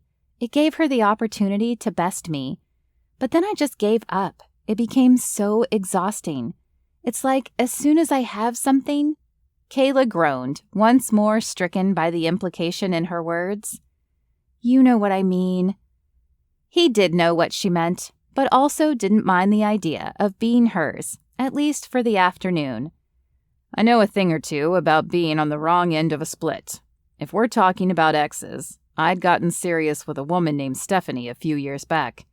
Our relationship was promising, but she didn't want to get married. He waved his hand. Anyway, you don't want to hear about that. Just know that I understand. He sighed, and then gently pointed in her general direction. On a different note, what was it you were saying about cupcakes? She sunk back. I forgot. Happy birthday. She opened her arms like she was going to hug him, then picked up the shopping bag. I was going to surprise you with cupcakes, but I picked up a shift at the resort this morning. Group class on the bunny trail, and thought I could just, make them here. He poked his nose in the bag, and sure enough, she had all the ingredients for cupcakes. His mother never cooked, except for her cocoa. Kayla's gesture caused a stitch in his heart. So you're planning on staying a while? He took the bag from her hands and motioned she follow him toward the main house. I guess long enough to plan our fake wedding, or how to call it off, she added. He wasn't sure he liked the idea of calling it off, or it being fake. Again, emotions rippled through him and stirred something up, but he wasn't sure what, or maybe he didn't want to know. After setting the supplies on the counter, she started to unload the bag. "Where do you keep—" She stopped, stunned, and looked around as if she'd been too preoccupied with her frustration to notice their surroundings. "Wow, you have a nice kitchen." Long before his father passed, he took the reins, as it were, of the ranch. Originally, it had been intended to be part of the resort, a place for guests to stay, take riding lessons, and enjoy ranch life. A dream he still had. But Dallen hadn't quite gotten much beyond starting the website, which he hadn't finished before his father died and everything ground to a halt. He was more of a caretaker than a business owner, partly because of the stipulation in his father's will about not taking control of the running of the corporation until he was married, and partly because he wasn't sure he was ready to have strangers at the ranch. It was a place his mother had loved when he was growing up. She preferred the lake and ranch to the ski slopes and winter recreation. Her single contribution had been the now famous cocoa they served at the resort. Even though memories of her pained him, it was one way he could stay connected to the good before all the bad. The other part was he wanted his brother's blessing, if not their input on any changes he made. He didn't want to do anything at the ranch that might drive another wedge between them. But he had a vision for it, much like Kayla did for her wedding. Their wedding. He swallowed. "Over the years, I've made some updates. Custom kitchen, new bathrooms, sauna, jacuzzi, and the great room." He tilted his head for her to follow. He hadn't had anyone over in a long time and was pleased to show off his rustic yet modern home. It was worthy of a magazine spread or a home show on TV. Exposed beams spanned the ceiling, polished hardwood floors throughout, and the hearth was slate, but the furnishings were creamy white cut with soft gray. She spun in a circle before stopping in front of the large windows overlooking the hills and pastures. "It's like a painting," she smiled. "It's even better because we get to live in it." He envisioned her riding through the fields on Genesis, coming home to the ranch, and the two of them snuggling in front of the fire at the end of the day. The stirrings in his chest prompted his pulse to increase, as though he'd been riding by her side. He felt warm all over, as if the hearth was ablaze. "I should probably go make those cupcakes," she said at a whisper. He closed the space between them. Did she feel it too? "First, we ride." She shook her head and spread her fingers in a universal stop gesture. "I thought I could bake instead of—" Without thinking, he picked her up, threw her over his shoulder, and made for the exit to the barns. "Off we go." "Dallen, you heard my mother and my sister," she protested as she gently beat her fists against his back. "I also heard you when you stood up to Chloe. That was the voice of a woman who is fierce and strong and who can ride a horse." Chapter 7. Kayla. Kayla was forced to tag along to every single one of Chloe's horse lessons when she was a kid, so she knew the basics. However, as Dallen explained them, the voice of objection in her mind about getting on the powerful beast quieted and the fear lessened.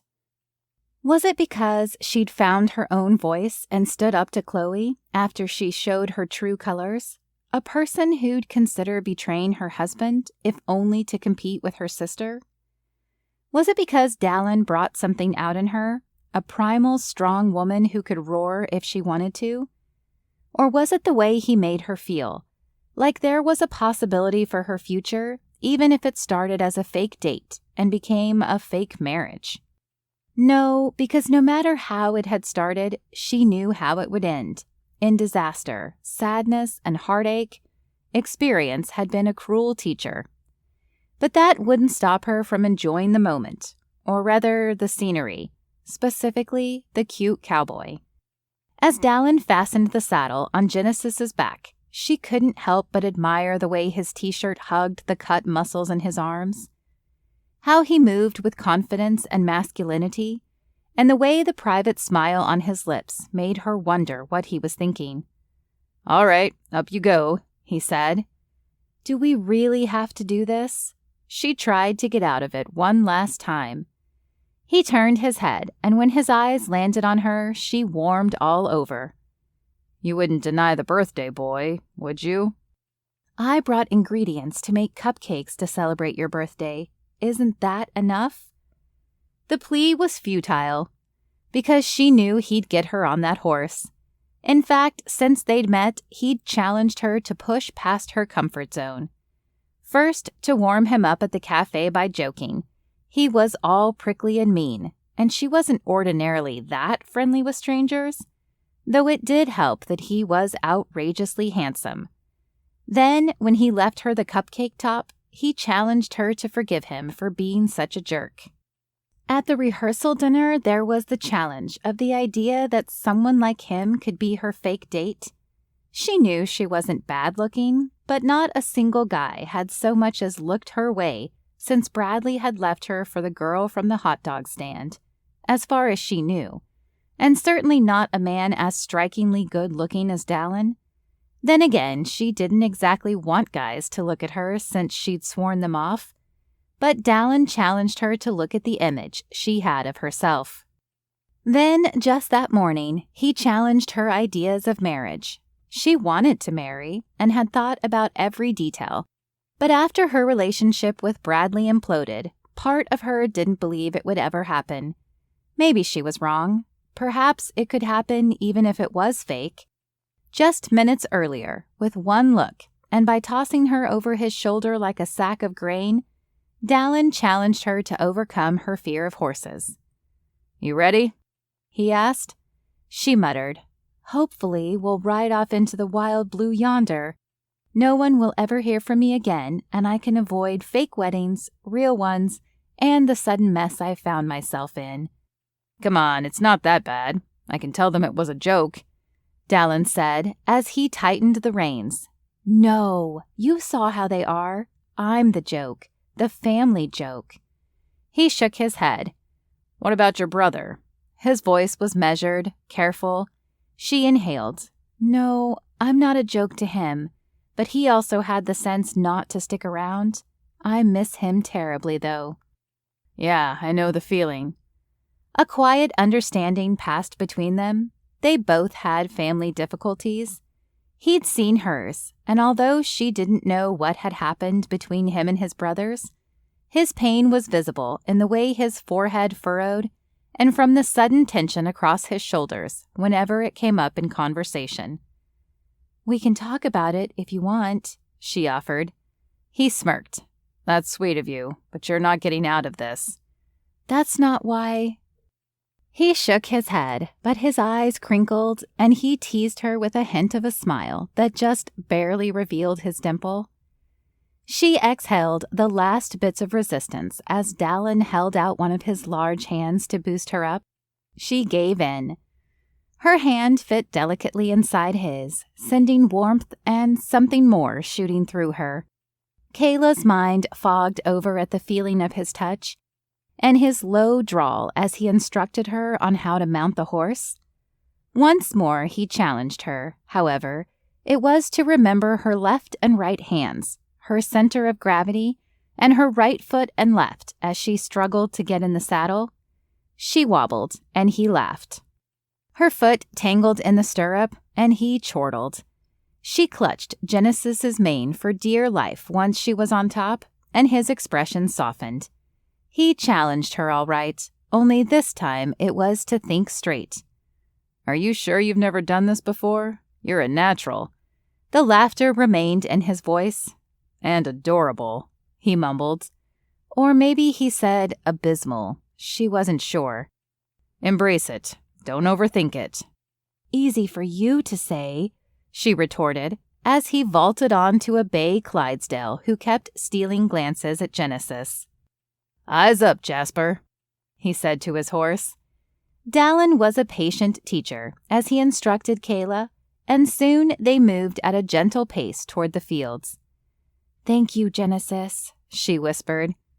Had it been any other horse, she worried she'd already have been kicked off or clear up to Alaska. Jasper, Dallen's horse, repeatedly tried to nudge Genesis on her rear flank. She'd swish her tail and make a low, scolding sound, and he'd drop back a few paces. "What's going on?" Kayla asked, the 5th time it happened and they'd stopped by a stream for the horses to drink. "Do I keep getting in your way or something?" Dallen chuckled. "No, Jasper has a thing for Genesis." "A thing?" "He's doing the horse version of flirting." "Horses don't flirt." "These two do." "Genesis is not flirting with him, are you, girl?" Kayla smoothed her hand along the horse's neck. "Maybe not right now, but she doesn't need to. He can't help himself." Water suddenly soaked Kayla's foot, and she stared at the pair of animals. Genesis snorted and shook the water from her muzzle after splashing Jasper. "He's like a boy in middle school who tugs on a girl's pigtails because he likes her. As I said, he can't help himself." He smirked. When the horses were done drinking, Dallen said, "Let's go up to that rise there and take a break. I'll show you what I mean." Dallen led the way to a small hill where they had a 360-degree vista, including the snowy mountains in the distance. He dismounted and then helped Kayla to the ground. His hand slipped down her waist to her hip, sending her body a quiver. He passed her a bottle of water from the saddlebag, gave the horses a snack, then tossed her an apple. She caught it, and they both sat in the grass munching. Genesis strutted down the hill a measure, and Jasper followed her. "Should we hold on to them?" Dallen shook his head. "Trust me, as much as Jasper wants to run away with Genesis, they won't go far. He's a flirt, but he's also a good boy." A light breeze pebbled the skin on Kayla's arms. Dallen finished his apple and then leaned back on an elbow and stretched out his long legs. The sun was midway in the sky, the air was fresh, and the way he was positioned offered her the perfect place to also recline and rest her head against his chest. She imagined the two of them snuggled together, and warmth kissed her cheeks. Instead, she hooked her arms around her bent knees and admired the view. The remaining tension from the wedding, the family pressure, and her fear about riding a horse softened on a sigh. "This is nice." He tilted his head to meet her eyes, and the sun bathed him in golden light. "It is," he said simply. "I could get used to this," she added. "You don't mind the quiet, the open space?" She shook her head and gazed wistfully at their surroundings. She felt him give her a lingering sidelong glance and wished her cheeks would return to their normal shade. He sat up and, like her, looped his arms around his legs. "I should have asked sooner. Is there a significant other in your life?" "That should have been clear when my mother and sister badgered me about having a date and getting married." "What about someone they don't know about?" "No, Dallen, there isn't another man in my life, significant or insignificant." "So you're not dating at all?" She shook her head. "You? I was surprised to learn you're a Hawkins. You all have a reputation, you know." "I haven't dated in a long time, and as for that reputation, that was more my brother's than me. But there was someone else you'd mentioned before, right?" He hinted about Bradley. If they were going to go through with the harebrained scheme to fake date or fake marry, he should know about her past, as difficult as it was to dredge up. "I told myself I wouldn't let my mother push me into marriage again. Bradley was rough, wild, and sped into my life on a motorcycle and just as quickly left me in a cloud of dust." "You were going to get married, but he left you?" She nodded. "I never knew why, but afterward I saw he wasn't marriage material. A bartender, slept until noon most days, and spent the rest of his time watching TV or playing video games. We had some fun, but he wasn't romantic or..." She stopped herself from saying more because she didn't want to come off sounding pitiful. I came close to making the biggest mistake of my life. After going through enough boxes of tissues and cartons of ice cream, I should have bought stock shares. I came out on the other side, realizing I dodged a bullet on that one. But I also learned an important lesson: to be independent, to stay focused on my career and future. What about the present? I need to look ahead and get everything figured out. It was something she stressed over and obsessed over in equal measure. In that case, what does your future look like? A shrug escaped. She opened her mouth to answer, but the truth was she didn't know, and those words were scarier than horses, meteors, and men combined. How about you? Any almost marriage fails? There was Stephanie that I mentioned, but she left me. I suppose I haven't found the right person, he said simply. They were quiet a moment and watched the horses frolicking in the meadow. Genesis trotted a distance away, looked over her shoulder, and then Jasper chased after her. Dallen chuckled. Lucky for him, he doesn't need to compete for her affections, but she sure does make him work for it. They're sweet. Dallen nodded. I wasn't joking when I said you were a natural. Sure, I understand you're afraid because horses are big and strong, but you have an intuitive way with them. It's a combination of being gentle yet firm, learning from their past behaviors to anticipate the future, but all the while remaining steady in the present. Wow, Dallen, that was deep, she said with a teasing smile. But she got the sense he wasn't joking, and he wasn't only talking about riding a horse. He flipped up his hands. It's quiet out here, and it gives me time to think. I guess I missed my calling. Chloe got the horse lessons. What did you get? She shrugged, and her fingers mindlessly rubbed the necklace from her grandmother. I guess I got time to think, too. Daydream, that kind of thing. What are your dreams? You know, if anything could happen, money was no object, and the sky was the limit, he asked. She bit the inside of her lip. Can I get back to you on that? Only if you give me a hint. It's something only I'm good at. Meaning your sister isn't? How'd you know? I have brothers, remember? I'm no stranger to sibling dynamics. In fact, I have a twin. There's another one of you? Are you identical? Her eyes widened. Harmony would be thrilled. Close. He has a few freckles and I have a dimple. I'm not sure the world can handle two of you. Dallen chuckled. He became a bodyguard and disappeared to one of our island resorts.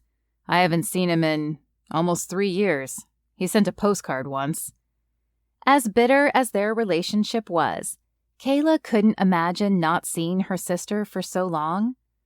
What happened? We had our differences and are too stubborn to resolve them. Now we're all scattered around, and apparently Tripp is going to get married. He grunted. He didn't tell you? Dallen shook his head. I'm sorry. Don't be. It's not your fault. I'm the one who broke the news. As I said, sibling dynamics can get weird. Yeah, especially seeing Chloe, who hadn't even been married for 24 hours, was flirting with my date to her wedding. Kayla rolled her eyes. Why wasn't she on her honeymoon anyway? They're going on a 2-week trip this summer. It was the soonest Brian could get off work, I guess. You told me about your ideal wedding. What about your honeymoon? Dallen plucked a long piece of grass from the ground and chewed on the end. I've always wanted to visit the Caribbean islands. That's convenient. We have a resort there. Also Europe. Dallen nodded. Several more properties in Switzerland, Italy, and France with world-class skiing. That would be fun. Mostly, I'd like to see places that are quiet, peaceful, like this. If we're going to get fake married, we can do all of the above. Kayla shook her head. I don't know if this is a good idea. I mean, I have work and you have... The ranch, he filled in for her. I can't afford anything extravagant. She went on to describe how her parents took out a second mortgage to fund Chloe's wedding. Even though his family's wealth was the stuff of local legend, she didn't expect him to pay for it. If we're going to get married, I want it to be exactly what you want it to be. But what do you want? What do you get out of this? Dallen lifted to his feet and then whistled. The horses, who'd wandered quite a distance away, stopped. He whistled again, and they started to slowly walk back toward the hill. I want to be happy. You seem plenty happy. I am, but my father left a will that stipulated each of us boys had to be married in order to receive your inheritance? So it was about money. Kayla prickled. That and our shares in the family business. I've been running the ranch for a while, but in order to make changes beyond updating the main house, I have to marry. What kinds of changes do you want to make? I'd like the ranch to become a destination, much like the resort. Well, maybe not quite so busy. People, like you, can come here and enjoy this bit of peace. I think we all need more of this in our lives, you know? There'd also be a restaurant, a cafe, and of course private cottages dotted around the property for the guests. Sounds great. He had reasons beyond taking pity on her after witnessing the pressure her mother put on her to get married. It all came down to money. She felt herself deflate a bit, but his reasons weren't horrible, and she sensed maybe he was lonely at the ranch by himself and estranged from his brothers. She could relate, and she certainly wanted to get her family off her back. I guess if we're going to fake an engagement and get married, there have to be rules. Chapter 8. Dallen. Rules, he laughed. After spending the afternoon with Kayla, he understood the way Jasper felt about Genesis all too well. She was beautiful, smart, kind, and just out of reach. But whatever she had to say, however absurd, he found himself eager to listen. Rule number 1, no cheating. If we're in this fake relationship, I don't want anyone else involved. Like no secret real relationships. No online dating, no sexting. His eyebrows shot up. I've heard about your wild ways. He snorted. I assure you, none of that will be happening. Dallen had dated in the past, but made a decision he hadn't even told his brothers about his limits around intimacy before marriage. Horses make more sense to me than women anyway. Genesis and Jasper grazed nearby, and she flicked her tail as if to confirm the statement. If that's the case, how many women have you been with? He brushed a fly away. What did I say about minding your own business when we ran into each other at the coffee shop? But he smiled to soften his meaning. She folded her arms in front of her chest. Fine. Rule number 2, do not come to my places of employment. Why? I'm trying to stay focused on my work. Are you saying I'm distracting? She swallowed. A smirk filled out his lips. Interesting. Is there another reason? What was that about minding your own business? She turned away dramatically, but struggled not to smile. Just figured it might be helpful to know why it's a sore spot. Fine. When I was with Bradley, I gave up everything for him, including the savings I had to start my own cupcake bakery. She held up her hands in a stop gesture. Before you say there's a cupcake shop, a cafe, or whatever on every corner, I know. My parents told me in great detail what a terrible idea it was. Anyway, when Bradley and I were together, he hit a rough patch at work, was laid off, and I picked up the slack because he said he was stressed anyway and needed time to focus on his art. He was a painter. We talked about getting married, and he asked me. The giveaway should have been a painting of a peacock instead of an engagement ring. Do you still have it? Dallen asked. No, She shifted uncomfortably, but lifted her chin. What did you do, Kayla? You have a look on your face. I ran over it with my car 13 times. Her expression and tone of voice were sour. Dallen laughed. I don't blame you. It felt good. Anyway, if you're going to say I should have seen the writing, or painting as it were, on the wall, when he gave me the peacock, at the time he was broke, so I didn't think it was a big deal. Not that I'm all about the bling, I'm not, but a ring is a romantic gesture, a symbol, a circle unbroken.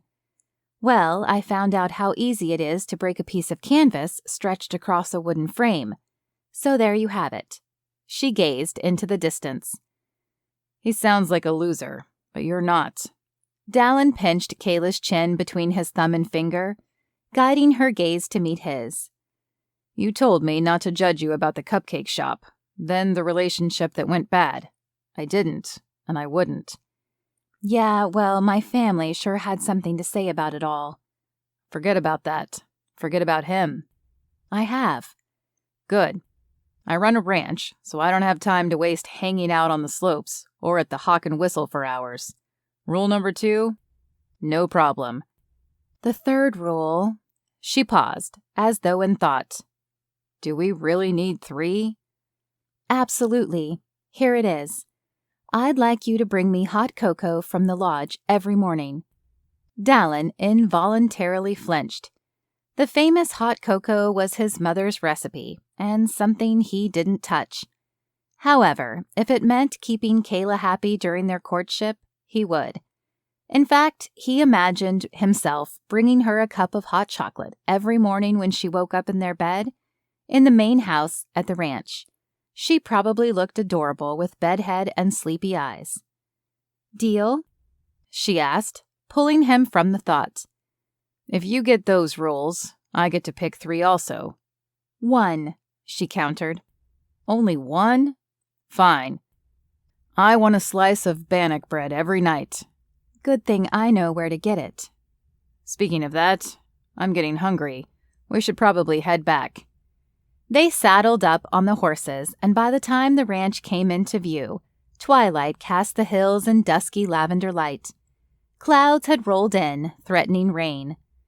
Dallen brought the horses to water, then expertly unbridled and untacked Genesis and Jasper.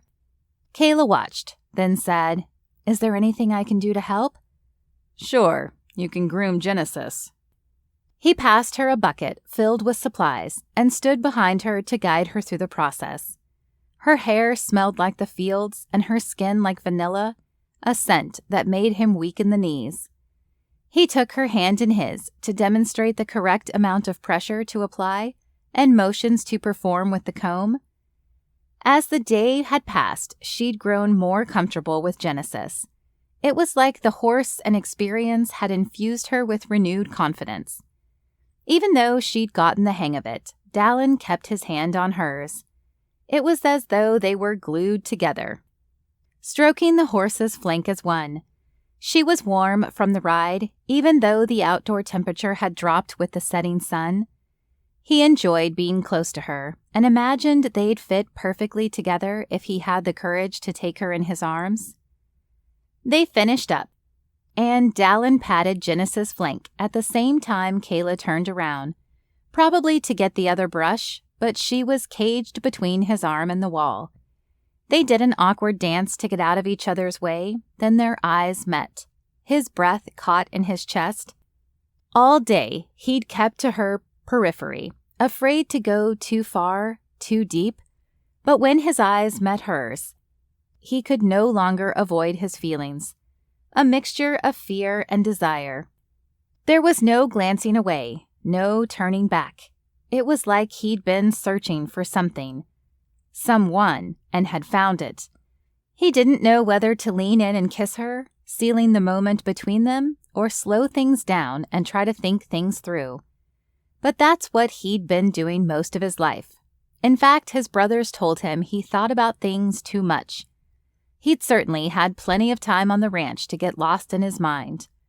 But there was one thing he couldn't forget.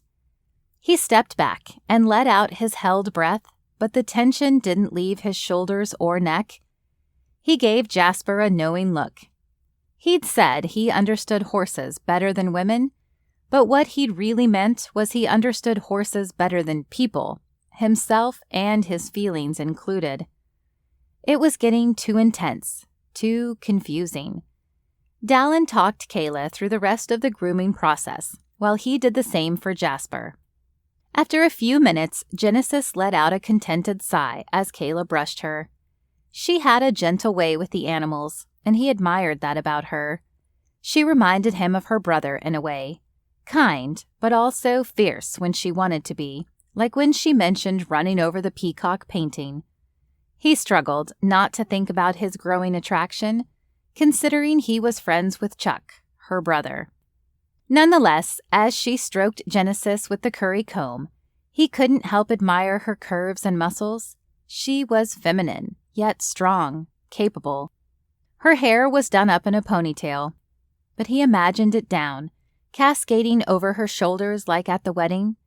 Kayla looked hot in the jeans and sweater she wore, but looked gorgeous in the dress the day before. She was funny, but had a serious and thoughtful side too. She was smart, but open to trying new things, like riding a horse, even though it scared her. Kayla was the kind of woman he dreamed about, perhaps the one he'd been waiting for. But there were a few obstacles, namely that their relationship was fake and the issue of her brother. He tried to contact him to talk about it. However, maybe, like the horses, he'd simply have to admire her from a distance. He owed her his honesty about the matter. "About Chuck," he started. "My brother? I think you'd like him." "What if I told you I knew him?"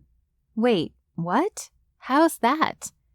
"We went to college together before he decided that wasn't for him and joined the military." "Seriously?" She tucked her chin back. Dallen nodded, not sure how that fact might change things, because it definitely presented a roadblock for him, one he hadn't wanted to think about during their time together that day, or after the fake marriage suggestion. "I knew Chuck had sisters, but they were off limits, so I never inquired." "What do you mean off limits?" "Like, actually dating you wouldn't be okay." "Do you have some kind of pact?" Her voice rose several octaves. "No, it's just an honorable code among men." "Dallen, listen. Unlike the rest of my family, my brother loves and respects me. I am sure that whatever choices I make in my love life, he'd trust me. That said, considering he's overseas and this is fake, we don't have anything to worry about." "But what if it wasn't fake?" "And if you're following that line of thinking, shouldn't Sadie have to ask you for your blessing in her marriage to Tripp? Likewise, should I call him and ask permission?" "Even if you did call, he probably wouldn't answer." "What happened between you guys anyway?" "What didn't happen? It went from disagreement to an all-out civil war. Everything that had been bottled up or held back over the years erupted in one huge fight, resulting in all of us walking away. We haven't spoken since." That was all he wanted to say on the matter. "Have you tried to reconcile?" "I sent my twin birthday chocolates." He explained the tradition, then shrugged. "That's sweet, but what about—" "Wait, I understand now. You're hoping our fake marriage will bring everyone back together?" Dallen staggered back. He hadn't thought of that exactly. Was she right? He stammered. "I don't want Tripp shouldering the responsibility of the corporation alone." "What about missing them? Brotherly love is a unique thing. Surely not talking, hanging out, or teasing each other hurts some part of you?" "Every day." He'd nearly gathered the courage to say as much when his phone beeped with a text message. She was standing close enough that she saw the contact's name, Chuck. She reached for the phone. "What did you do?" He held it away from her and tried to read the response at the same time. Early that morning, he'd tried calling and left a voicemail, then sent a message, having no idea where in the world Chuck was or if he even had his phone. She continued to try to grapple for it, then suddenly stopped. If he's texting, that means he's here in the United States. A smile lit up her face. But did he miss Chloe's wedding on purpose? While she mused about what it meant, Dallen read the message. "Bro, it's good to hear from you." They weren't brothers by blood, but had maintained a good friendship over the years. Still, the word bro picked a wound inside Dallen over the rupture in his relationships with his own brothers. One he wasn't sure would ever heal. I got your message and text. I'd call, but I'm just back and taking some downtime. Let Kayla know I'll be in touch soon, but need to breathe before I see the rest of the family. From the sound of it, you're acquainted. Hee hee. It would be an honor for you to spend time getting to know her and taking a shot at making her happy. She's a special girl, but I don't suppose I need to tell you that. Be well, man. Talk soon. Dallen let out a relieved breath, but something about the tone of Chuck's text left him with concern. Being in the military wasn't easy, to say the least, and he hoped his friend was okay. What did Chuck say? No, first, what did you say to him? Kayla asked, drawing him from his thoughts. He passed her the phone, and she read his original note and Chuck's reply. She stood there for longer than it would take to read the message. I'm sorry for going behind your back, but I only felt it right to talk to him about it. I guess we have his blessing. Her voice was small, distant. Likely she had the same concern for her brother that he did. If we're going to fake get married, I suppose I have to propose. Her eyes widened. Don't worry, I won't do anything too outrageous. But, how did Bradley pop the question? Oh, it was magnificent. He rode in on a white horse, dropped to one knee, and told me 50 reasons he loved and adored me. Then suddenly butterflies and doves flew into the air, drawing my attention skyward. An airplane wrote the words, "Will you marry me?" in the sky. Wow, really? Where did the peacock painting fit in? Dallen asked. I have 4 brothers, so I know a thing or two about competition, but that's hard to top. I was joking. Bradley said. Hey, you want to get married? Kayla said, doing a poor imitation of a guy's voice. He was probably just doing it for the money and my health insurance at the time. She scowled at him as though accusing him of a similar contrivance, given his father's will. Kayla, does it look like I need money? No, I don't know. We're in a barn. No, even without the inheritance. I'm a very wealthy man. Rugged and rich, she snorted. Then what were you doing it for? Because... But he still wasn't ready to acknowledge his feelings or confess his fears. Ones she'd somehow stirred up and brought to the surface during their short time together. Instead, he went back to tend to the horses. As they finished cleaning up and fed Genesis and Jasper, rain pattered off the metal roof of the barn.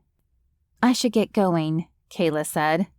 I was hoping you'd make those cupcakes you promised. I forgot. It's your birthday. She softened. I've been meaning to build a covered walkway to the main house, but do you feel like running for it? Getting wet? Before she could answer, he grabbed her hand, once more filled with a kind of heat and protection he couldn't quite explain. Her hand was one he wanted to hold for a long time. They raced toward the house, getting drenched in the process. Once inside, he gave her a towel to dry off. She patted her hair and then held the towel in front of her. Do you have anything dry that I could wear? Dallen went down the hall and flipped on the bedroom light. He took a deep breath, trying to diffuse the tension from earlier.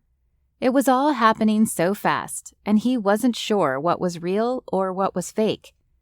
He moved across the room, and she cleared her throat, startling him. I didn't realize you followed me. He pulled open the custom closet door and said, Have your pick. Since I'll be baking, how about something you don't mind me getting dirty? Having her in his room filled him with heat, with desire, with something he'd managed not to feel for quite a long time. I have an apron. His voice was practically a growl as he suppressed his longing to take her in his arms and plant his lips on hers. I'll need to wear something under it. A cocky smile rose to his lips. Interesting suggestion, but I'm a gentleman, and that wasn't what I was suggesting. Her cheeks flushed, and she smoothed her hair before brushing past him into the closet. He left her to change while he started a fire in the hearth. When she returned from his closet, she wore one of his plaid flannel shirts. She'd let her hair down to dry as well. Sparks that had nothing to do with the heat from the kindling sizzled inside of him. I counted 24 shirts like the one you were wearing earlier. It was just a guess, he answered, referring to his comment about his plaid shirt collection at the rehearsal dinner. There are probably more in the laundry. He winked. She rolled up the sleeves and said, "Shall I get started?" As long as you don't mind 2 cooks in the kitchen. I'll make dinner, you bake dessert. You know how to cook? She asked. How domestic of you. Someone has to wash my shirts and keep me fed. He gave her a glass of water and got to work in the kitchen, preparing a simple and quick dinner after the long day. He fired up the grill, tossed together a salad, braised asparagus, and boiled potatoes. I came up tonight because it's your birthday, and now I have a wedding to plan, she said absently. Ski instructor, waitstaff at my favorite restaurant, photographer, baker, and wedding planner. He pulled out a couple of plates. Do you still want to go through with it? The whole thing is crazy, but if I could just get my mother, Chloe, and everyone off my back, maybe I can... You can what? I can... She shrugged. I don't know. Be happy? Are you unhappy? No, not exactly. Unsettled, I guess, is a better way to put it. I have so much going on all the time. Sometimes I feel like I'm 3 people. It's hard to focus. I think about simplifying, but which to give up. I love the kids on the slopes, couldn't give up bannock bread, and the tips are pretty good. As for the photography, I studied it in college and have a good camera, so it's a shame to let that go to waste, you know? I just can't help but think about the future. While she talked, he served them dinner, which they ate at the counter island. Do you think marriage would solve your unsettled feeling? I'm not sure. Would you rather ski or serve food to locals and tourists? He asked around a mouthful. What's at stake? Your future. Then I choose neither. The game isn't called Would You Neither, it's called Would You Rather. You told me I have to pick. So do you. Those are the rules. What do you want to do? I'd rather bake. Cupcakes. She went back to her recipe without another word, helping herself to his cabinets and drawers, measuring and mixing. He watched her with unabashed curiosity. She filled the cupcake tin, then put it in the oven. She mixed up the frosting ingredients, then went around the side of the counter and held out the spatula for him to lick. She said, "What about you?" What about me? He asked, allowing his fingers to linger against hers as he took the spatula. What do you want? Her gaze shifted from the spatula to his eyes, then his lips, as he took a lick. The frosting was so delicious he moaned. Instead of complimenting her, he answered her question and told her what he really wanted. I want to kiss you. Chapter 9. Kayla. Dallen's honesty surprised her, but the intensity between them did not. It had been simmering between them all day. The attraction grew steadily since she'd seen him in the truck, stuck in traffic, then at the cafe, and finally at the rehearsal dinner. It intensified every time he'd opened his mouth to speak, when they'd danced at the wedding, and then in his house, in the dim light of his kitchen, with the fire crackling in the background as his eyes held hers. She let out a ragged sigh because she wanted to kiss him too, despite her personal history warning her against it. You want to... He carefully removed her eyeglasses and set them on the counter. Up close, gold striped his brown eyes. The muscles of his jaw pulsed, and an intense look hid the dimple in his smile. Her breath caught. Seated on a center island stool, he gripped her waist in his hands. A thrill shot through her, and he pulled her closer. I want to... he repeated. His eyes traced her face, then stopped on her lips. He leaned in, and his breath whispered across her skin, sending shivers up and down her spine. She inhaled sharply when he didn't make a move. The tension thickened between them. Perhaps he was waiting for her to initiate the kiss, or for her permission to move forward. Her hands landed on his toned forearms, traveled along his firm biceps, and then wrapped around the roped muscles of his neck. It had been so long since she'd touched or been touched in that way, she felt clumsy and out of practice. The power just beneath his skin awed her, the way it surged through her in waves of desire. She tipped her chin up and met his eyes. His mouth captured hers. No, he wasn't waiting for her to initiate the kiss. He was punctuating the before and after. Before, Kayla had been on autopilot, idling, stuck in limbo in her life, unsure what she wanted.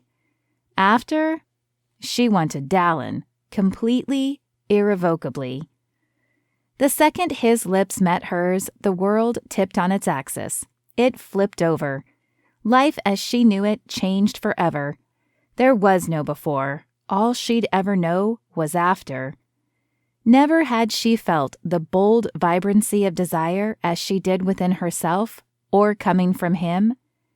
He ignited something inside of her, set it in motion, and there was no going back. She'd never be the same, not even if she never kissed him again. Cells shifted, molecules combined, neurons collided. Her heart boomed in her chest. Her body was warm all over as though it was undergoing death and rebirth, imploding and exploding. Her hands grappled for anything fixed, something to hold on to. They found the bulging muscles of his back. He held her fast, his fingers spanning her low back. Her entire world was changing so fast as his lips pressed against hers. Breathing became optional because somehow she no longer needed oxygen. She felt alive and lit up and glowing from the inside out. Throwing away inhibition and caution, she returned his intense desire. She didn't care if it was fake or real, a test or a warm-up. She wanted Dallen, and at least at that moment, he wanted her.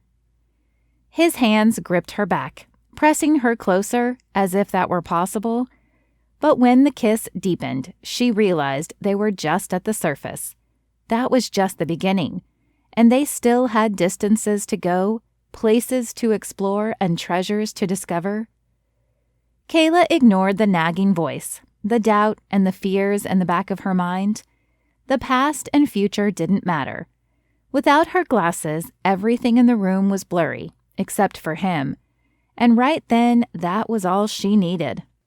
His lips on hers, hers on his, the life-changing kiss. They pulled apart when the oven dinged to indicate the cupcakes were done. Kayla had come undone from the kiss and could hardly trust her wobbly legs to carry her a few steps away to the oven, press the button, open the door, and pull the tray out without burning herself.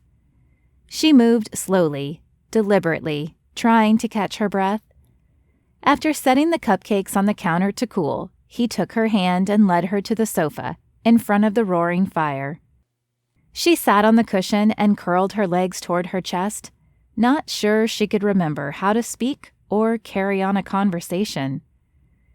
Dallen must have felt similarly because he wrapped his arm around her, pulled her close, and they watched the fire until the logs burned low. "Hey, are you awake?" he asked. "Mm-hmm." She was, but barely. She floated on the high of the kiss, the way he'd made her feel wanted, adored. "It's still my birthday. You suppose we can frost those cupcakes?" As she spread the frosting on the cupcakes, he gripped her from behind and kissed the top of her head before cleaning up from cooking dinner. She was as keenly aware of his presence at the sink as she was of the imprint he'd left on every inch of her skin that he'd touched. The heat across her hips, the blaze in her belly, and kindling in her chest. The little sizzles along her fingers, wrists, elbows, and shoulders. The pleasant sting on her cheeks from his scruff. The warmth on her lips from his. Forget being just the cute cowboy. His lips made him the revolutionary rancher. He'd changed her forever. She somehow managed to gather the cupcakes on a plate and set a candle in the middle one. If she'd tried, she was sure she could have lit the candle with her burning desire. Instead, she sang happy birthday to him. Dallen ate not one, but 2 cupcakes, commenting on how they were the best he'd ever had. She savored the sight of him taking bite after bite. "You're on to something here," he said. "These are amazing, and so are you," he added, before moving in for a second kiss, which was sweeter than the first, but just as delicious. His wink, his dimple, the way he was with horses, with her, the kiss, the second kiss. Simple thoughts, filling Kayla with a deep swoon, consumed her mind the next morning. She dug her phone out of her bag, plugged it in, and then called Sadie, because the kiss from the night before threatened to set her on fire if she didn't figure out a way to douse the flames. "You're up bright and early." Her friend and future wife of Trip Hawkins sounded chipper and clear-headed. When Kayla tried to speak, she croaked, cleared her throat, and tried again. "So I, kissed," she coughed. "What?" Sadie asked. "I rode a horse," she swallowed, not actually sure she should talk about it with the fiancé of her fake fiancé's brother. "No, you said you kissed something. Someone? A horse? That's weird. Tell me you didn't kiss a horse, Kayla." Kayla went on to tell her friend about meeting the gruff guy in the cafe, who turned out to be Dallen, who turned into her fake date, who then became someone who meant more to her than that, but she wasn't sure what, and she wasn't sure she could trust it. "I leave for a week, and look what happens," Sadie said. "Wait, where are you?" "I'm in Paris." "What? Don't tell me you got married without me. If Chloe had eloped, fine, no big deal, but I do not want to miss your big day. How did I not know this? Oh, right, I was sucked into the quicksand of my sister's wedding plans." "Not to worry, we're still planning. But speaking of marriage, tell me more about your cowboy. Trip rarely talks about his brothers." That she had no problem with, and went on to explain how wonderful he was, but she also highlighted the tension between the brothers. "But you're saying it's a fake marriage?" "Yes, but I don't know if that's what I want." "It doesn't sound like you want out of the arrangement, so I'm going to assume you want something more." Kayla sighed. She did, but at her friend's words, the voice of doubt and warning returned. Her real attempt at marriage had failed. What made her think one built on stories and lies would thrive? Sadie informed her that she'd arrived at the dressmaker's. "Are you wedding gown shopping without me?" "Sounds like we'll be able to do it again, and soon. I'll send pics of the gowns. Gotta go. Au revoir." Kayla got ready for work at the resort, but instead of the usual autopilot, she struggled between which leggings to wear, if her red sweater matched better, or if she'd be warmer in her blue one. Picking out socks was similar, but she opted for the pair without the hole in the toe. She rarely wore makeup, but swiped on some mascara, then fought with herself over whether to wear her hair in a bun or down. Then she rolled her eyes at her reflection in the mirror. "It'll be under a hat most of the day, you doofus." Breakfast was another decision-making chore. Like when she was in high school and had her first kiss, she didn't want to wipe away the taste of Dallen's lips on hers, or the incredible dinner he'd made. It was simple but fresh, and nourished her in a way no other meal had. She and Bradley usually ate takeout, and he didn't even know how to boil water. Ultimately, she opted to pick up a bagel on her way to work. But even driving felt surreal, like she was moving through clouds. She parked in the employee lot at the resort, and because she had left home early, had plenty of time to grab breakfast. She walked along the cobbled street of Hawkridge Hollow. It was like she was floating, The ground was mere inches away, and she couldn't quite find her footing. While she waited in the line at the busy coffee shop, she scanned the bins of fresh bagels. She had a standard order, but decided to try something new. The special of the day was blueberry, and it reminded her of summer, of open fields, and when she and Dallen had told Chloe they were planning on getting married. As she pondered her predicament, the low drawl of a familiar voice met her ears. She bounced on her toes and spun in a circle, searching for him. He sat at a table in the corner and wasn't alone. A striking blonde sat opposite him. She lifted the corner of her mouth into a flirtatious smile and said something. He smiled, revealing his dimple. Kayla's heart sank, then crashed to the ground. Whatever balloon had been buoying her popped. The clouds dispersed. She'd been wrong about him. The kiss was just part of the charade. Her appetite disappeared. She was stunned, stuck, adrift. "Miss, what can I get for you?" The counter person waved his hand for her attention. "Right, sorry. I'll take a sesame bagel with cream cheese, please." She reverted to her standard order. While she waited for the bagel, the door jingled and Dallen exited. She didn't want the bagel, but she didn't want to go after him either. She slouched against the wall. The blonde woman went to the coffee station and topped off her cup. Kayla stared at her, wondering what that woman had that she didn't.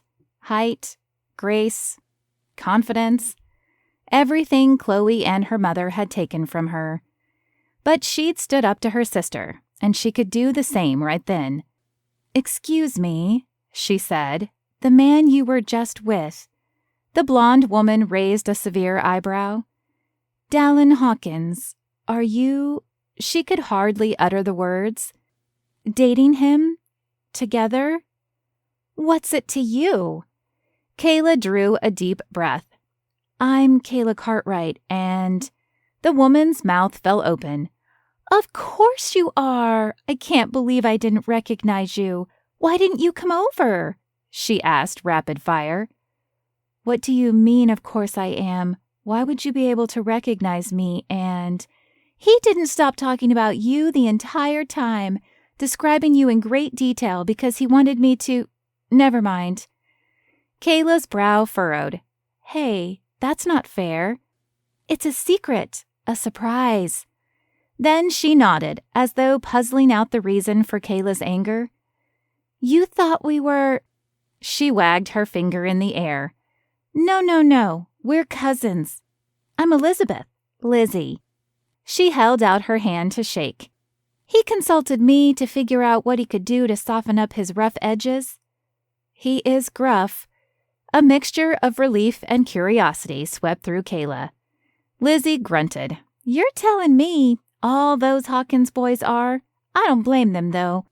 Their mother left and took with her love, affection, and their trust in women."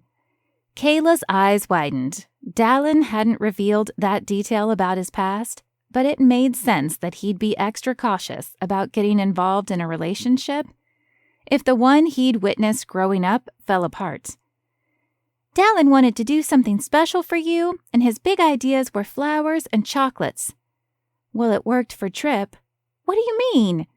Kayla started to describe how Tripp romanced himself back into Sadie's good graces when a figure suddenly loomed over them. "What's going on?" Dallen asked the two women. "You can't keep secrets in this small town," Lizzie said with a shrug. "I'm going to leave you two lovebirds to sort it out." The comment reminded Kayla of what the story she'd made up about a lovebird table at the Hawk and Whistle to get Sadie and Tripp to sit together and figure out their past. Kayla reflected on how seeing Dallen with another woman brought up old fears, but also pointed to the fact that she felt strongly about him. She couldn't decide if that was a good thing or not. "It was nice meeting you. Be sure to let me know when you set a date." Lizzie waved and hurried out the door. They both started talking at the same time, trying to explain what had transpired. "I'm sorry. You go first," Dallen said, and his gaze dipped to her lips. Heat spread from her chest, up her neck, and to her cheeks as she recalled the kiss. It lifted her onto her toes. He yanked his eyes back to hers, and her heart stuttered as their eyes met. She bit her lip. His mouth quirked. She was melting inside all over again. "Is it hot in here?" Dallen asked in a low drawl. "I came back because I forgot my hat." He waved it in front of his face. They stepped outside and Kayla said, "I have to get to work." "Do you have time for hot chocolate? Rule number 3? Or could I bring it to you?" "What about rule number 2? No going to my places of employment?" she asked, hurrying so she wasn't late. "Was I supposed to deliver it to your house? If that's the case, I should probably know where you live." She grabbed his phone and keyed in her address. When they reached the gate leading to the employee entrance to the resort, he said, "Officially, I haven't broken rule number 2 since I'm on this side of the gate, but promise to meet me right here after your shift. I have a surprise for you, and I owe you a cocoa." Chapter 10. Dallen. The afternoon spent riding with Kayla on Dallen's birthday was almost as good as the kiss. The cupcakes that evening were nearly as amazing as his mouth against hers, but he reckoned nothing would ever top that moment in his kitchen when his desire blazed hotter than ever as their lips met. But the next day he needed to cool off and clear his head. Despite a long ride on the trails at the foot of the mountain with Genesis, then spending extra time mucking the stalls and tending to chores around the ranch, the hours after seeing her in Hawk Ridge Hollow crept by while he anticipated meeting her again that evening. Dallen showered and dressed, certain the kiss they shared cemented something between the two of them. It was bigger and more real than the fake date, engagement, and wedding they'd somehow fallen into. But how could he tell her that without leaving himself wide open to vulnerability? And to the future heartbreak he feared would befall him, as it did his father? What if she changed her mind about him, as Stephanie did? The sun was setting, and Dallen grabbed a denim jacket before returning to the resort, where he hoped Kayla would meet him for the surprise he'd brainstormed at the encouragement of his cousin. Outside the employee entrance, the air cooled, and he puffed little clouds with each breath. From a distance, he heard laughter. Her laughter. Then she said goodbye to someone. Dallen tucked his hands in his pockets as she padded down the path and waved goodbye to one of her coworkers. Even in a hat with a pom-pom and a heavy winter jacket, she was adorable. "No flowers and chocolates?" She mock-pouted when she reached him. "Would you have liked that?" He'd realized earlier that day that he'd do anything for her. Fresh tulips direct from Holland, chocolates from Belgium, a romantic evening in Hawk Ridge Hollow. "I wouldn't say no to them. No one ever got me flowers before, unless you count my grandmother on my high school graduation day."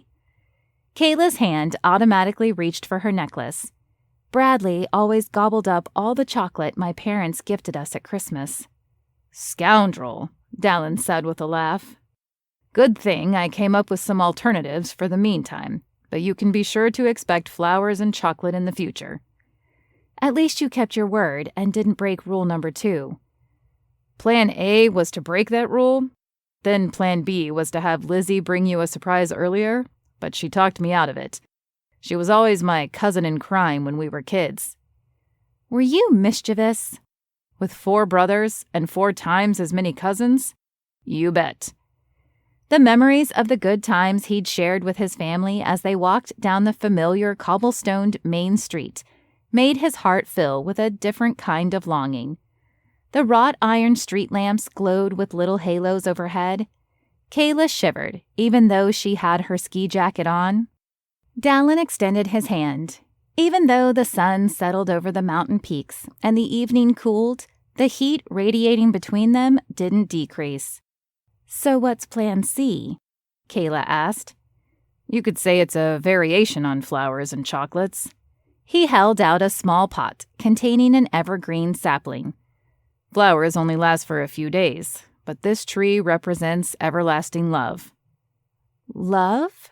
She swallowed hard. He cleared his throat. "Symbolically, you can tell your mother how romantic I am. Unconventional. Whatever." He wasn't good at this stuff, but Lizzie had pressed him to acknowledge in a meaningful way the feelings that he couldn't deny that pulsed between them. He'd confessed everything to his cousin. Not that he would have gotten all mushy and emotional with his brothers anyway, but he needed to tell someone how what had started as a chance encounter quickly turned into something solid, something real, something he wanted to pursue. Although Genesis was a good listener, he wasn't going to turn to her for relationship advice either.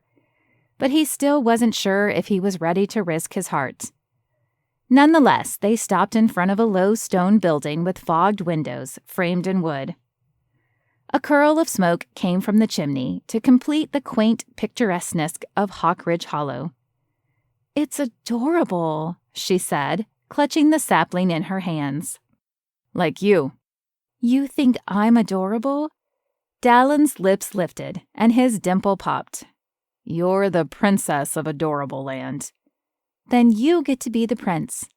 His cheeks heated. He definitely didn't mean to say any of that out loud.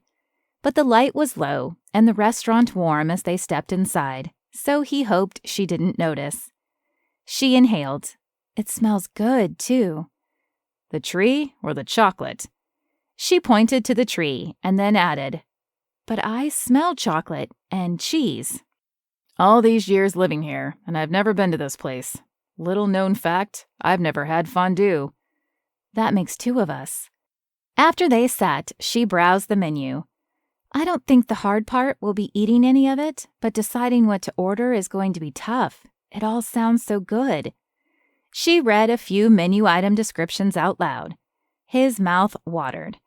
Despite the delicious smells, it wasn't because he was hungry. No, he craved her.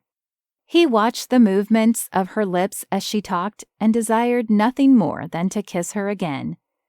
They finally settled on the fondue feast with an assortment of cheeses, dipping items, and dessert. Dallen tapped his glass against hers. "To the present." As they clinked, she added, "And the future." He wanted to ask her what her thoughts on the future were, particularly as it related to them, but she broke in. "For a minute there this morning, I thought you'd broken rule number 1. The Hawkins men are known for having a way with women, and for being a bit rebellious." "Rule breakers? Don't believe everything you hear. However, the Hawkins men haven't done much to disprove that rumor." Her lips twisted. "When we first met, you were gruff and grouchy." "I'd been stuck in traffic all day, then in a crowded cafe. Forgive me, but I'm not as wild as you think." He paused and took a deep breath. "Kayla, I didn't plan on telling you now, but on the topic of rule number 1, you truly don't have anything to worry about." He leaned in. "I'm waiting." From behind her eyeglasses, her eyebrows crimped together. "Waiting? For what?" "For marriage." Her lips parted and she inclined her head. "Do you mean you're waiting to consecrate your love?" He tried to read her expression, but the light was low and cast shadows over her face. He nodded. "Yeah, I'm celibate." He'd never told a woman besides Lizzie, and that was only earlier that day. "Wow, that's rare." "I know. My mother left when we were all still pretty young. It broke me to have her go, all of us. When I got older, I guess I got a bit rowdy and earned myself that wild reputation.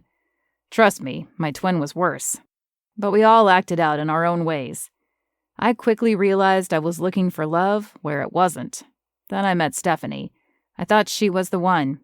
We were young, she wasn't ready, and left me for a guy she knew from work. From then on, I couldn't put my heart on the line. I decided to wait until I was with someone that I wanted to spend the rest of my life with, and then decide what to do if she felt the same."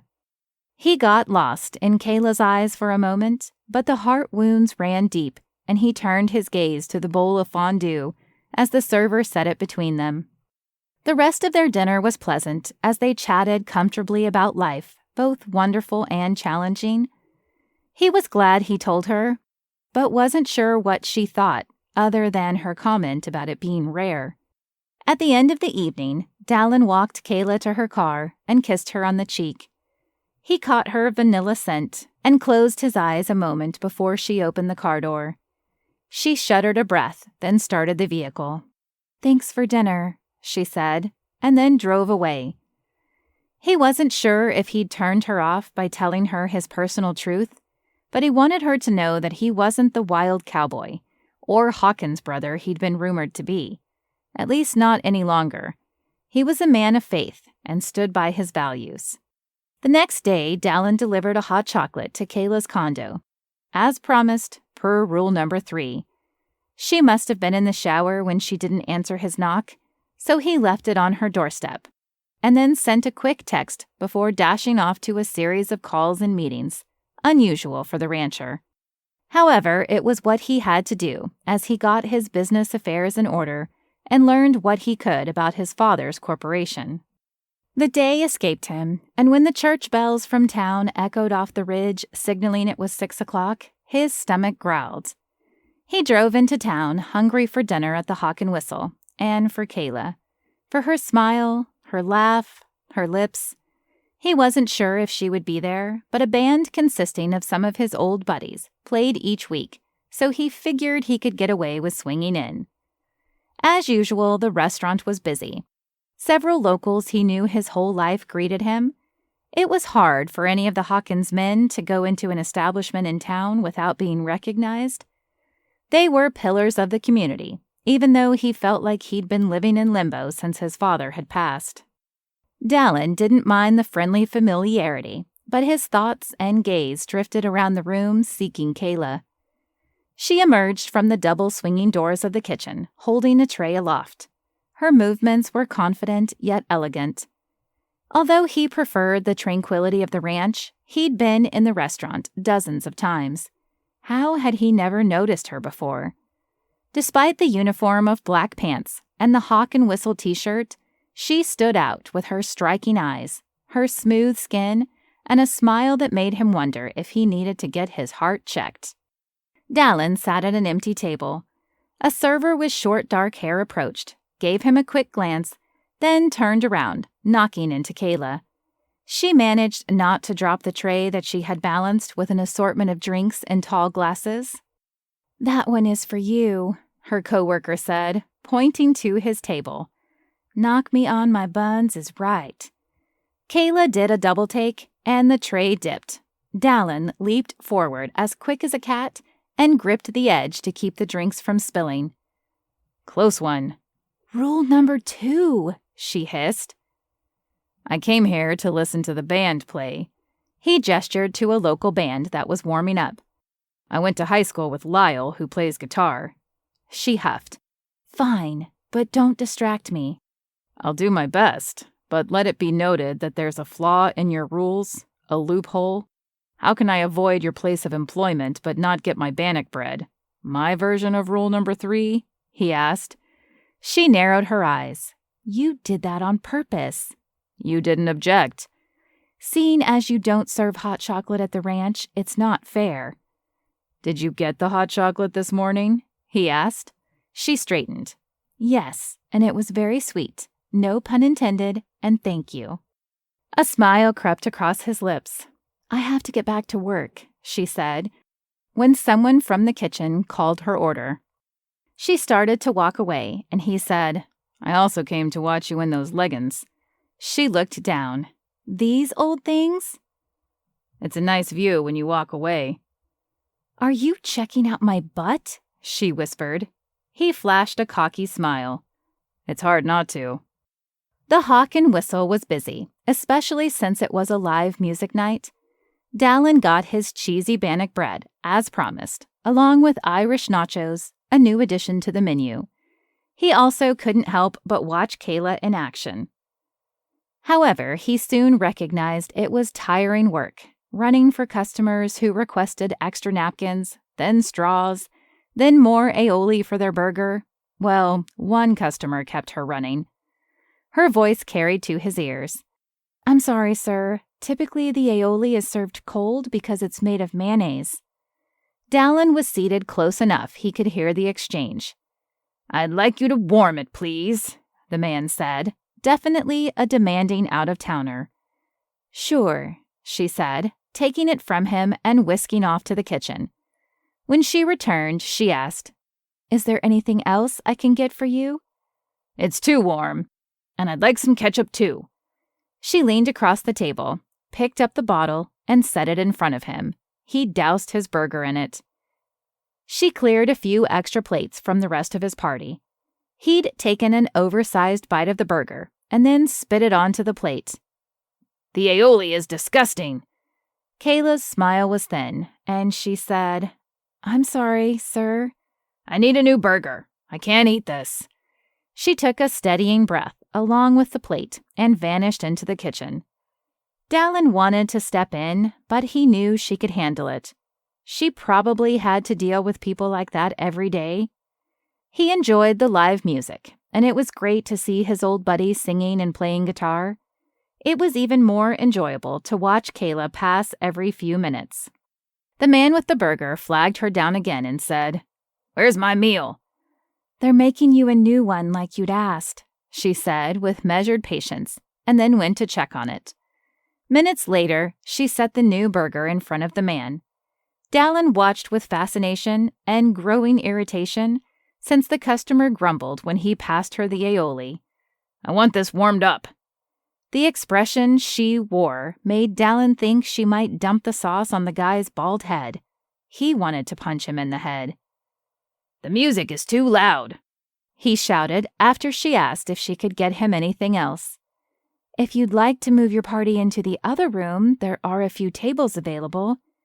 "But there isn't a mountain view," he complained. "That's correct." If it were possible for steam to come out of someone's ears, that would have been the moment.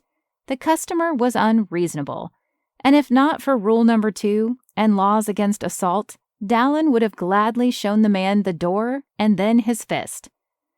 "I didn't come here to stare at a parking lot. I demand my meal be free. This is outrageous," he shouted at Kayla. "No, sir, you are outrageous, and I demand you stop making a scene and eat the dinner you ordered like a grown man or leave." Her chest rose and fell. Dallen's own breath finally started to smooth out when the man went silent and turned to his meal. Dallen finally did the same. He would have stuck around to hang out with Kayla after her shift, but she insisted that broke rule number 2. As he drove home under a star-filled full moon sky, a bright surge of affection rushed through him. He'd always made it a point to live in the present, but could they have a future together? She'd drawn him out of his self-imposed solitude, stirred his feelings of desire, and made him feel alive in a way no woman ever had. When he passed the turnoff to his childhood home, a shadow crossed the moon, casting the landscape into darkness. He had to remind himself, but it was all fake. She was going through with it to get her mother to leave her alone about marrying. He wanted to help her, though she seemed to handle the demanding customer and her sister just fine. Maybe she'd discovered her inner confidence. She could tell her mother to ease up. Then there was Tripp and the rest of his brothers. He hoped at some point to reconcile their differences, but in the meantime, didn't want his brother to bear all the burden of taking over the family business, especially since he knew Tripp's ambivalence. Dallen always saw himself in a long-term committed relationship, but after Stephanie left him, just like his mother left his father, he'd given up. As strongly as he felt about Kayla, he knew the Hawkins men were cursed and destined to be alone. Who was he trying to fool? It was all so complicated. He wished he could ask his father what to do. He always had sage advice and a knowing smile Dallen would never forget. Somehow, he always knew just what to say. Chapter 11. Kayla. Kayla had been avoiding her mother's phone calls and texts for the last couple of days. When it got to the point that Irene threatened to drive to Hawk Ridge Hollow to make sure she wasn't stranded in a ditch, with the reminder that her car was woefully unreliable, as if that was Kayla's fault, it was the most she could afford.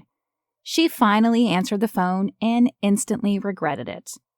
Irene plowed into wedding plan momzilla mode with over-the-top ideas for a destination wedding in Hawaii and planned a 7-day itinerary for guests, or renting out an actual castle in Switzerland for the reception, and she'd found a dress bejeweled in Swarovski crystals that cost in the 5-figure range before alterations.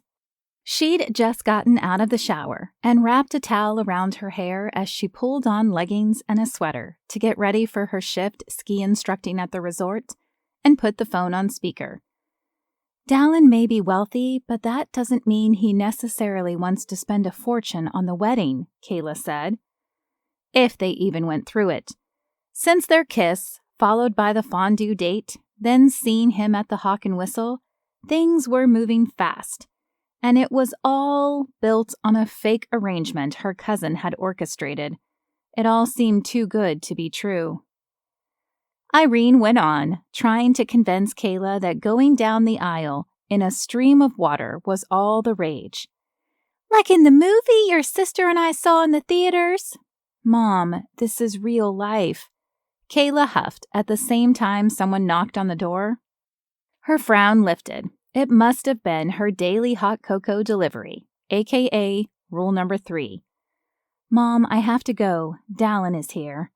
Ask him if he likes elephants. You could ride in on one of those. He's more of a horse guy.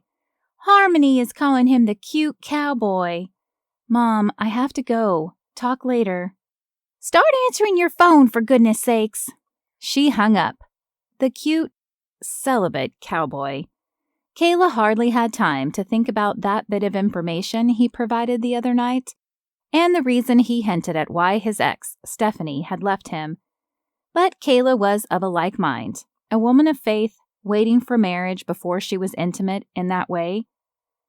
As she opened the door and her eyes locked on Dallen's, she sunk back, suddenly realizing exactly why Bradley had left her for the girl from the hot dog stand. Hey, you okay? Everything all right? Dallen asked, having witnessed the change from her usual cheery smile to the pained expression. Kayla's hand had automatically lifted to her lips as though trying to hold in the gasp of surprise and the outpouring of her realization, along with what it meant about her past and her future with the man standing before her. Bradley had been talking about making sure they were compatible. He wanted them to move in together and test things out before they said I do. He'd gone to church with her a few times, but she'd never mentioned she was waiting for marriage and just assumed he understood her choice. But he'd made the move for more several times, and she had to stop things from going further. He'd made comments about what he perceived was lacking in their love life and that he wanted more. Her stomach twisted in knots. How had she not seen it at the time? Why didn't he talk to her about it? Kayla? Dallen asked, holding the steaming cup of cocoa aloft.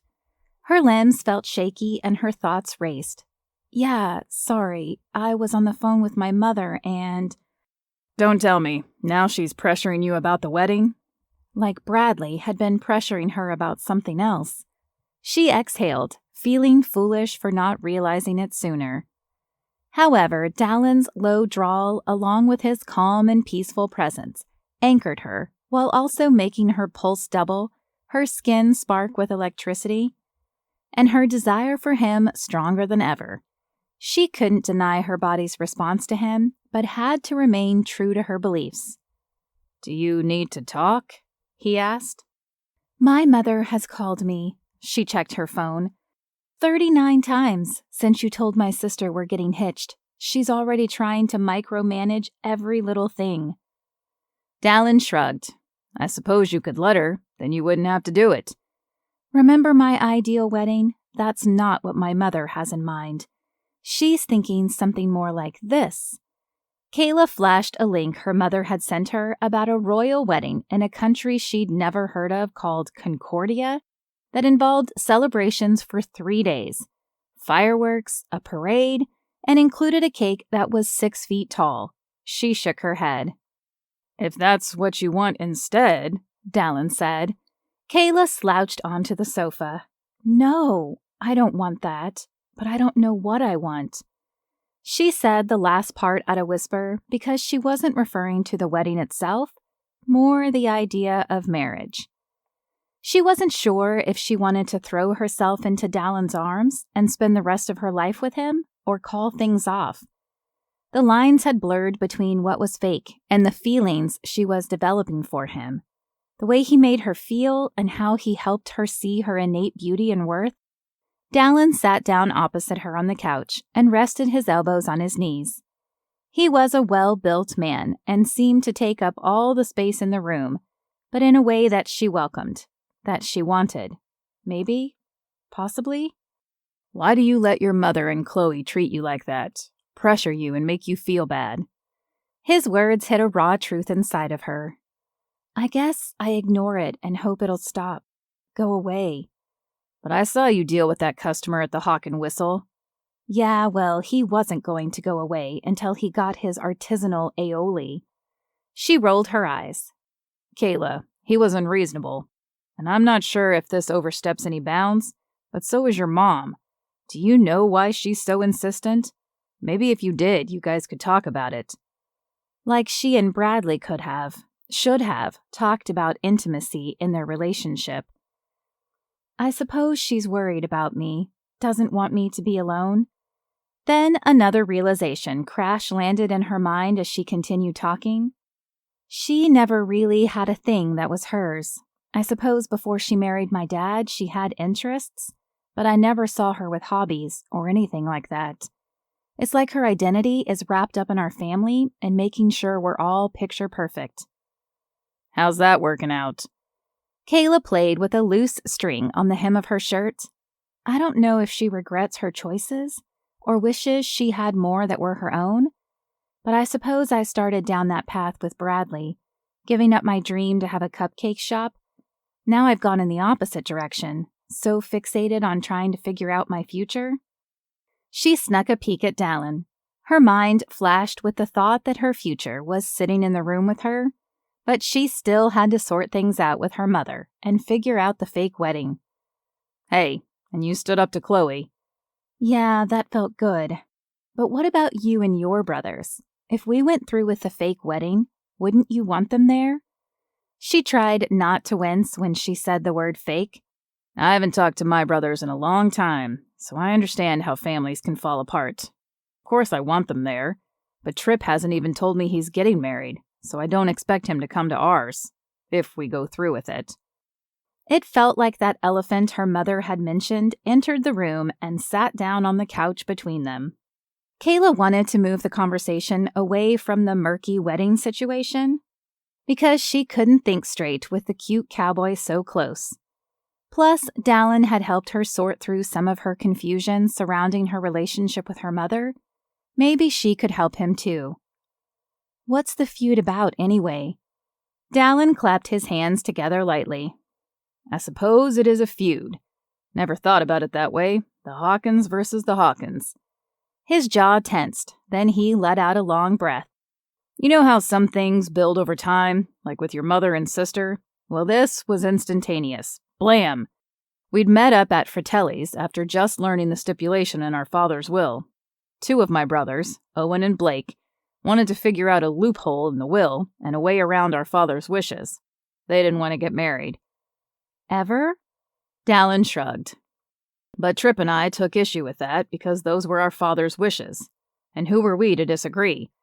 It was a split, leaving it to Rocky, the youngest, to choose the winning side. Well, arguments broke out among us, and we soon let out 20-some-odd years of pent-up anger, old disagreements, and took cheap shots at each other. We were all emotional anyway because of our loss. Our mother didn't even go to the funeral. That hurt too. All of us said some things we shouldn't have, things we couldn't take back. We hadn't even placed our drink order, and 30 minutes later we went our separate ways. Haven't talked since. Kayla inched closer. Despite her differences with her sister and mother, she couldn't imagine such a long-standing feud. She extended her hand tentatively, then laced her fingers through Dallen's. "I'm sorry all that happened." He squeezed her hand. "Thanks, but it is what it is, I suppose." Dallen sniffed. "Hey, I'd better let you finish getting ready for work." She walked him to the door and lifted her cup of hot chocolate. "Thanks for this," she said, and took a sip. Dallen paused. His lips quirked. A thrill shot through her as his eyes drifted to her lips. Was he going to kiss her again? Anticipation sent tingles across her skin. Her breath quickened.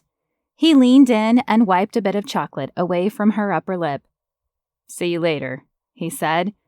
It was like his thumb had tattooed her lip. She could feel the print he'd left there, even though he'd wiped the chocolate away. She had to figure out what was going on between them. It was like half the time they were all about the fake wedding, but then the other it seemed like the desire and energy that passed between them was very, very real. Kayla glanced at the clock. She had to race to finish getting ready in order to make it to work on time. 15 minutes later, by some stroke of good fortune, there was an empty parking spot closest to the employee entrance at the resort. The schedule indicated she was assigned to a group of kids who'd signed up to learn to snowboard. She was only slightly out of breath when she met them. While she went over safety instructions, they were all staring at her lip. She wiped it with her glove and looked down to see a streak of chocolate, reminding her of Dallen. Suddenly, she wasn't at all cold, even though she was on a mountain and surrounded by snow. After a few hours of teaching the kids how to shift their weight and turn, how to fall down and then get back up, and make it down the slopes a few times, she waited at the bottom for the last few stragglers. Something cold and wet smashed into her shoulder. She whipped around, suspecting one of the kids had clobbered her with a snowball, but a large figure dashed behind a snowbank. Once more the kids stared. Kayla narrowed her eyes as she stalked closer to the snowbank. Then another snowball sailed through the air. She ducked out of the way, and then another came, and another.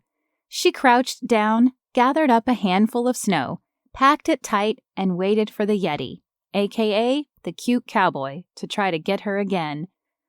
When Dallen stood to toss more snowballs at her, she aimed and hit her target. Laughter boomed as he ran toward a tree for cover. Kayla nodded at the kids, giving them permission to get involved. It's on. They all started making and hurling snowballs. Soon Dallen was being pelted. "Not fair. It's like 7 against 1. "Mister, you're big enough to be 3 of us," a little kid said. "Still, I'm outnumbered." Dallen sent another snowball in Kayla's direction. "You started it," she shot back as she released another snowball. "I didn't know this was part of the class," a little girl said, who'd started to build what looked like a snowman. They continued to throw snowballs at each other until it was a free-for-all. No longer the kids and Kayla against Dallen, but everyone throwing snowballs at everyone else. Even some of the other instructors and passerby got involved. There was a lot of good-humored shouting and laughter. Then Dallen let out an uncharacteristic shriek. The little girl who'd been building a snowman had actually rolled her giant snowball up the snowbank and then released it on Dallen's head. She giggled, then said, "I won! I'm the queen of the mountain!" There was more laughter and cheering. The kids' parents signed them out of the class, and Kayla walked over to Dallen, where he wiped the snow off, but it didn't do much good. He was covered from head to toe, and actually resembled a Yeti. A little bit of snow remained above his lip, on the scruff that was growing in. Instead of wiping it off, Kayla smirked, then leaned in and kissed him, melting the snow. His laugh was low and irresistible. "I think you're the queen of the mountain." He pulled her close, and they both collapsed back into the snowbank, out of sight of anyone passing. Their lips collided. He was warm as they kissed, yet Kayla shivered with pleasure. Dallen smelled like the time between winter and spring. She felt like the thaw was near. Dallen cupped the side of her head with his hands, and despite the snowball fight, they were warm, welcome. Then his fingers tangled into the pieces of her hair that had fallen loose from her hat, down her back. Then he laced his fingers with hers. It was like he wanted to explore every inch of her, and she wanted to let him. She enjoyed the taut sensation of his muscles, the softness of his lips, and the way his mouth on hers made her forget all her worries and filled her with excitement and happiness and fulfillment. But she pulled back, afraid to let it go any further because it could all be taken away. Dallen's breathing was rough, his eyes heavy. Then he blinked a few times as though realizing where they were. We should probably... Yeah. She went to the employee locker room while Dallen waited. She was perspiring beneath her ski gear and took a moment to splash cold water on her face, down a glass of water, and was ready to stuff snow down her shirt when worry worked through her like a chill. Once more, she tried to shove the thoughts away when she got outside. Dallen stood by the gated entrance and was as tall and handsome and delicious as ever. She wanted to cast the doubts from her mind, tossing them away like snowballs, but they didn't go far. She almost succeeded when Dallen asked, "Want to grab some lunch?" The simplicity of the question collided over bigger ones that hadn't been asked. Rather, they'd just happened. It was never, "Do you want to go on a date?" or "Do you want to get married?" They'd bypassed those milestones, but somehow hadn't. Even though she'd more or less sworn off marriage, they'd been thrust together into a warped version of a relationship, and she'd liked it. But she didn't want to. She didn't want any part of it, putting her heart on the line or falling for him, but she had. He reached for her hand. "Come over here," he said, pulling her close. "No more snowballs, I promise." "You broke rule number 2. I was in the upper offices in the main building and saw you down there with the pom-pom on your hat bobbing around. I couldn't resist. But I won't break rule number 1 or 3. That you have my word on." "There's a little flexibility on 3. You know, if there's a snowstorm, for instance." "What about the rules for a real marriage?" he asked. She stopped in her tracks. "A real marriage?" "Yeah, you know, to hold and to have through better or worse. Wait, do I have that right?" Kayla giggled nervously as he held open the door to a deli. They ordered sandwiches, and she saved them a seat by the window while he paid. He was a solid man, a good man, a huge step up, in height, among other things, compared to Bradley.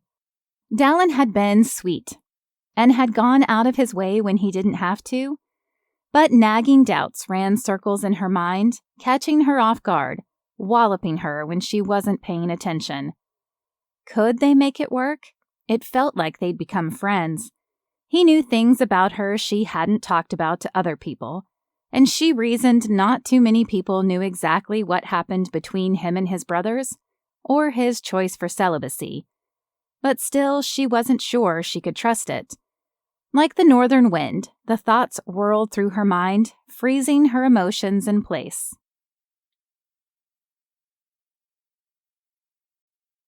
Chapter 12. Dallen. Dallen sat down at the table in his favorite deli in town and took a swig of root beer. Kayla settled in the chair opposite and placed her handbag on the table between them and fiddled with the strap. She pushed her glasses up on her nose. Her leg jiggled anxiously. As wonderful as the kiss they'd shared in the snow had been, his mind had raced with doubts, but he kept trying to outrun them. He sensed she was experiencing something similar. Kayla blurted, "We hardly know each other." She fidgeted with the salt shaker, the sugar packets, and the loose pieces of hair that framed her face. He caught her eyes and held her gaze.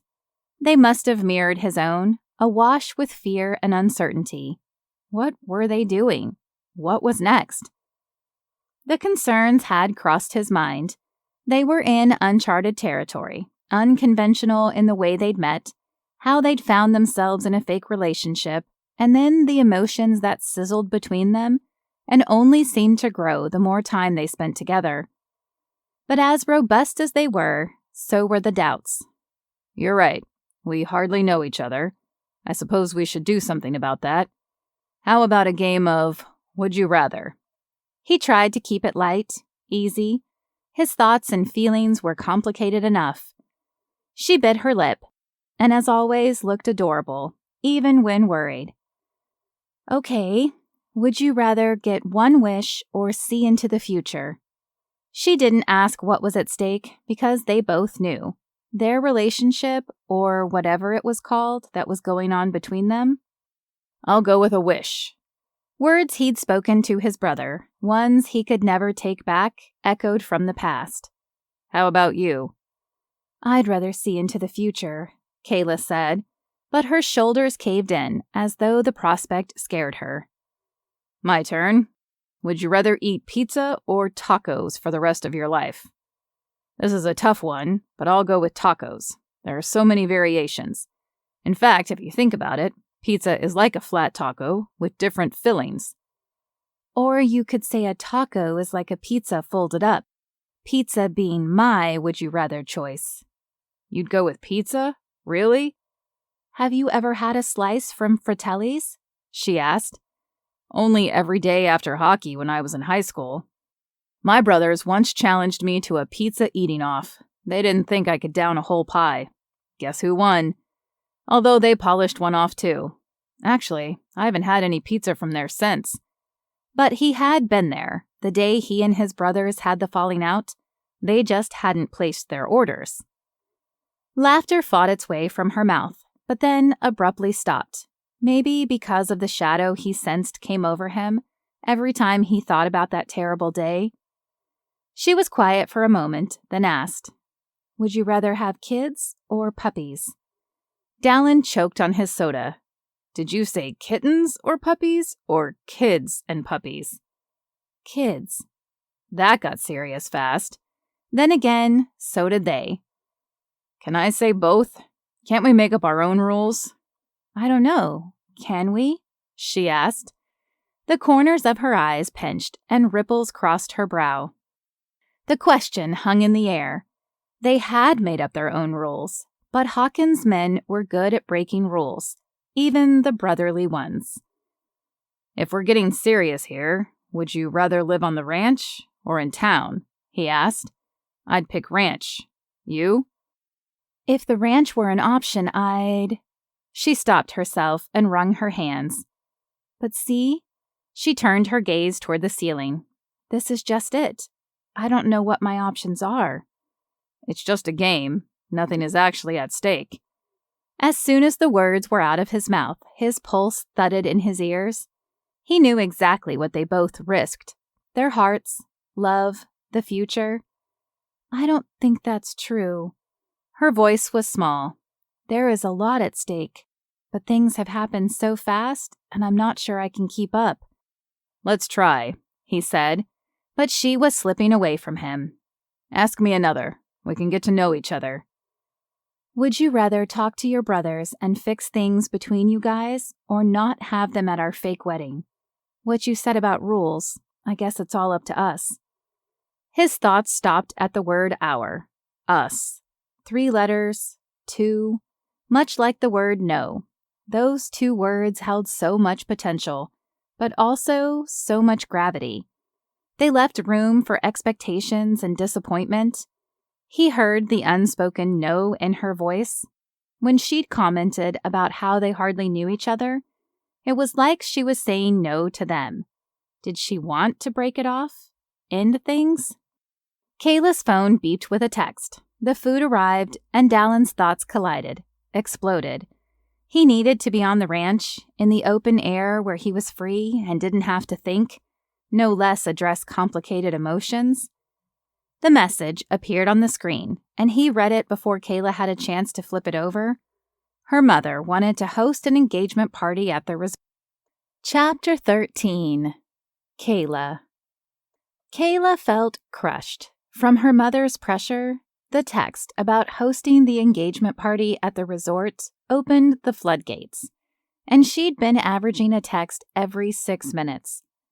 Also, from breaking things off with Dallen, she no longer knew what she wanted other than sitting on her couch forever with a bag of chocolates left over from Valentine's Day. She fell asleep, dreamt of pizza, tacos, cats and dogs, handsome cowboys, and a gray sky that felt like it was pressing down upon her shoulders. Then, with a beeping tone, it lifted, and she opened her eyes. Kayla was still on the couch, and her phone was still beeping with messages that it was the next day. She was ready to chuck the cell phone against the wall, but the message was from Harmony. "Your mother won't stop texting me about your wedding. I was waiting to talk to you about it because I wasn't sure how things were working out between you and Dallen. Now I feel responsible. I'm sorry if I added another complication to your life." Kayla sniffed back her tears and called her cousin. She launched right into how everything had unfolded. "And there's no need to apologize. I'm the one who won't stand up to my mother, and I let things get out of hand." "I heard you did stand up to Chloe, though." A smile tugged at the corner of Kayla's mouth. "Where'd you hear that?" "The shrew herself. I think she respects you now or something." Harmony went on to report Chloe's version of their encounter on the ranch and how she thought Dallen was the perfect guy for her sister. "He was the perfect guy." Kayla then told her cousin how everything had fallen apart. "I don't know what to do." "Does he make you happy?" "He did, but that doesn't last. At the beginning with Bradley, I was happy. Look how that turned out." "Bradley who?" Harmony asked. "My ex? You met him like 100 times." Had she misheard? Was Harmony messing with her? "I've never heard of the guy." "Are you kidding?" "Although it's important to learn from our past, especially the mistakes we make, we can't live there," Harmony said sagely. "That's just it. I can't help but obsess about the future." "And there's the problem. You spend so much time with one foot in the past and the other trying to find footing where there isn't any because it hasn't happened yet. You're missing out on the present." Dallen had tried to get Kayla to see this as well. "But if I don't focus on the future, what if something bad happens?" "It already has. You broke it off with Dallen before you gave it a chance because you were afraid that he might leave you, take off with another woman or whatever. You need to be able to trust each other no matter what happened in the past with someone else." "How do I do that?" "You need to think about what brings joy into your life and do more of that. Did Dallen make you happy?" "Yeah, while it lasted. The only reason it ended is that I cut things off." "Exactly. Have you seen that show where people go through everything in their house and ask themselves if it brings joy? You could start right now by focusing on what does that for you." Kayla was silent as the suggestion sunk in. "I guess you're right." "That's nice to hear. Thanks." "No, thank you, Harmony." After the cousins got off the phone, Kayla clicked to her playlist of CeCe Sparrow's best songs and went into a house-cleaning frenzy. It was well known among her friends that she had a massive shoe collection, so she took every single pair out and piled them up in the living room. She put on music and one by one asked herself if the shoes brought her happiness, pleasure, or were useful. The moment she realized the donate pile was bigger than the keep pile, a knock came from the door. Dallen stood in the doorway and tipped his hat at her. She pushed her glasses up her nose. They stood there, staring at each other for a long moment before she stepped aside. "Sorry about the mess. I wasn't expecting you to come by." "I'd say I was just in the neighborhood, but..." He glanced around at the piles of shoes and the other cleaning projects she'd started, leaving the condo in disarray. "Could just hire someone to clean, or I would if you want me to. Help you, I mean." She suddenly feared he was about to say he'd do anything for her. She heard Harmony's voice in her head, asking her why she was afraid of that. Because she worried she'd give up her passions, her life, her friends, and everything else like her mother did, if Irene ever had any of that to begin with. Because she feared his promises would be false, like Bradley's. Because she didn't want to feel the pain that came from having a broken heart or the emptiness that followed. Doubts crowded her mind, forming piles like the stuff surrounding them. Her chest felt tight and her mouth dry. Kayla, I thought we could talk. Try to fix things. We didn't really give things a chance. His eyes lit up and filled with hope as C.C. Sparrow sang about second chances in the background. Let me finish. We didn't give things a chance to become something that could break, so it's better we just move on. Each word spoken made her ache, but it was what had to be done in order to spare them both future heartache. He sunk back. What about my birthday? When we kissed? Conversations we've had? Panic made her chest tight and her limbs light like she was floating, disconnected. He reached out for her, and for a moment the intensity in his face made her hope he'd kiss her, to remind her of what they'd shared. I realized something. I'd do anything for you. That was the offer she feared most. It came with the highest stakes. She held her hand out between them. You'd do anything. What if I asked you to leave and not come back? It was like she'd turned on herself, on them, but she couldn't stop it, didn't know how, and was afraid if she did, she'd lose him anyway. Dallen straightened, nodded, and then, taken aback, said, If that's what you want. She nodded. He walked away. She stood there stunned, reeling from what she'd done. Once wasn't enough. Easily, C.C. Sparrow's most heart-wrenching song played in the background. Tears trailed down Kayla's face. She didn't want to turn him away, but she couldn't lose herself, at least not until she found herself. The song changed, and Kayla's tears dried as C.C. sang her girl power anthem. Girl, pick yourself up again. You can be born again. Each day is new, a new you. Wash your face, open the door, show them all there's something more. The same mistakes aren't your destiny. I won't give them the best of me. I'll do it my way, and they'll see how strong I can be. Kayla remembered when she fell at the cafe, the day she met Dallen, how he extended his hand, but she helped herself to her feet. She knew then there was something she needed to do before she could accept him or anyone else in her life. It didn't start with Bradley, but like C.C. said, that wasn't her destiny. She gave away her power even before he came along, and she was about to get it back.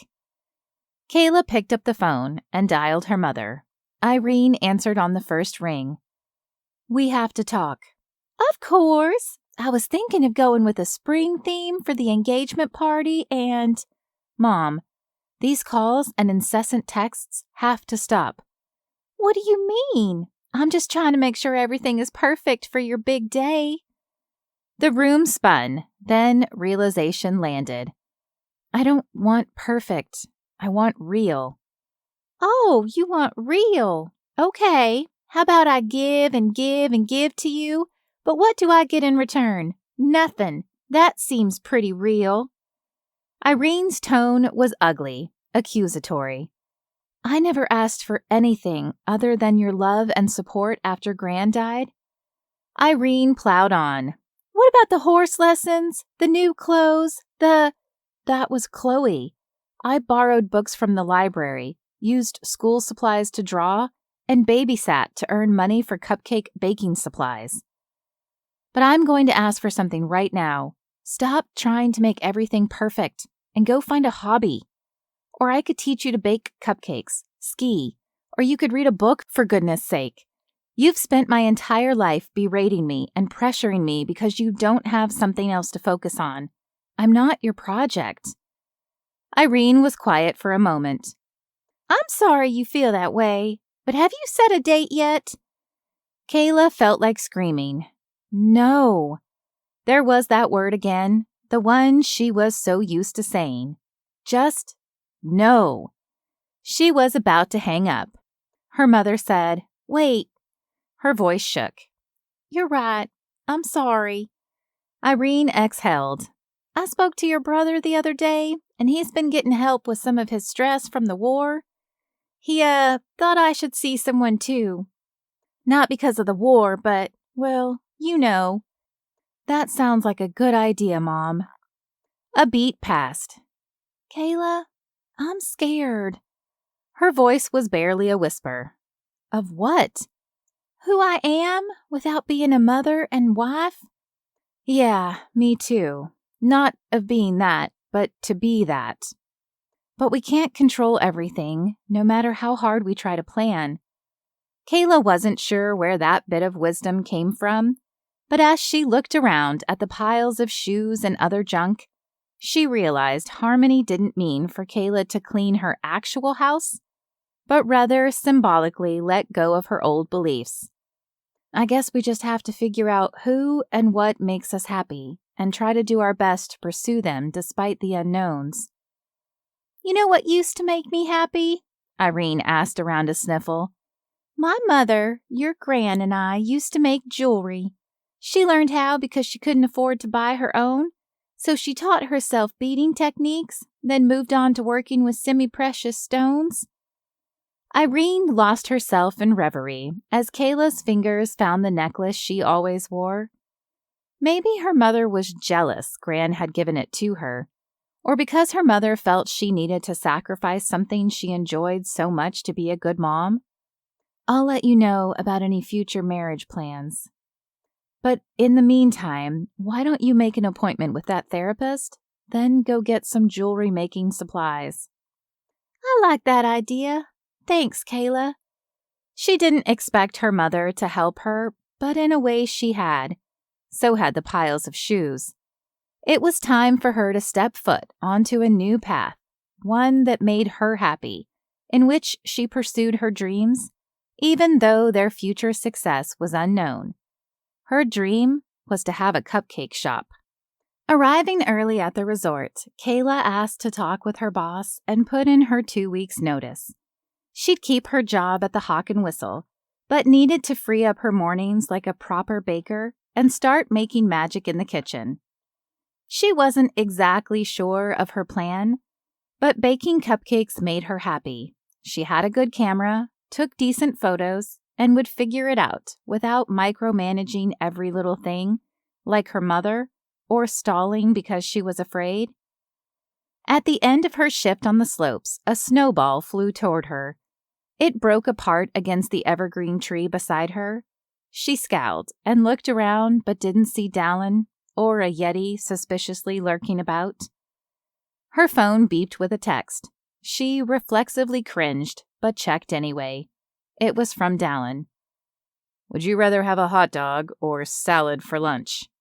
She was hungry, and definitely not for a hot dog.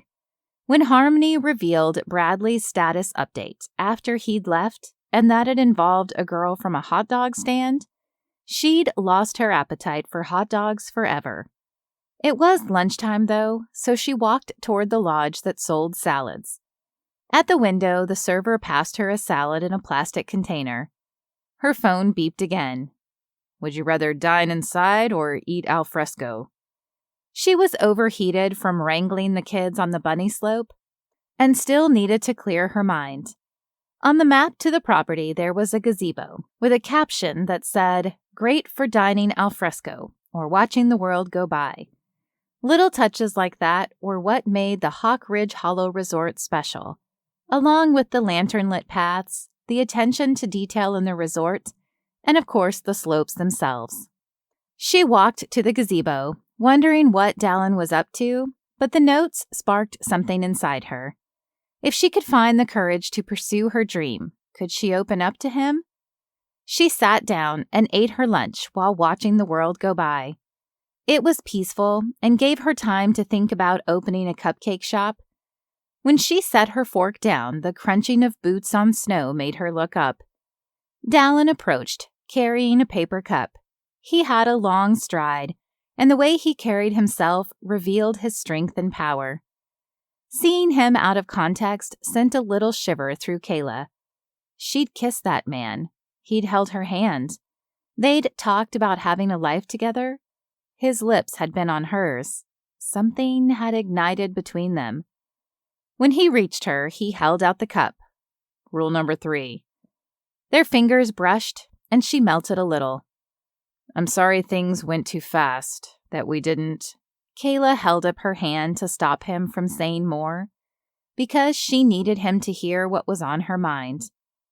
We could have done things differently, but all we have is right now.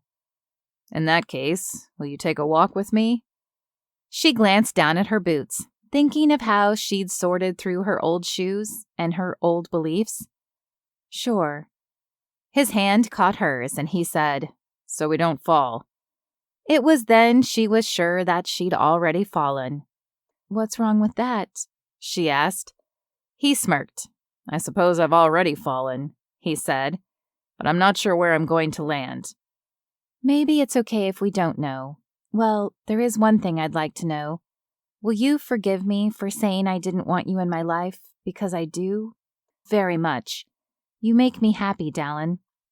It was like the weight of the entire sky and all the years she'd spent lamenting her breakup and what it meant for her future lifted. He smiled.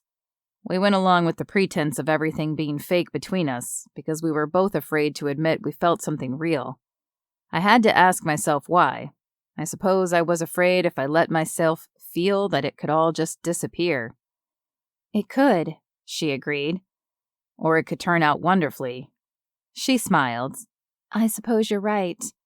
They'd entered a wooded path lined with evergreens and were quiet for a few moments. And then Kayla told Dallen about giving notice at work and the prospect of making a go at baking and opening a cupcake shop. I've been thinking too.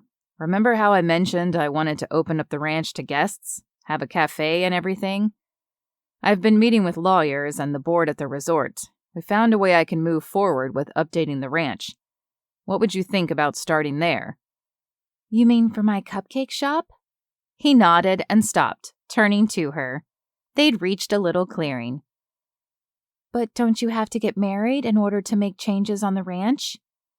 A gentle breeze gusted through the evergreen boughs. The birds chirped, and the air smelled like spring, even though there were patches of snow on the ground. In fact, there was a pile of snowballs stacked in a pyramid. On the top, something shiny glinted. Dallen led Kayla over to it. Her eyes widened. You kind of chipped away at my frosty exterior. I'd say you were gruff. He smirked. You showed me what's important and melted my heart. His eyes sparkled.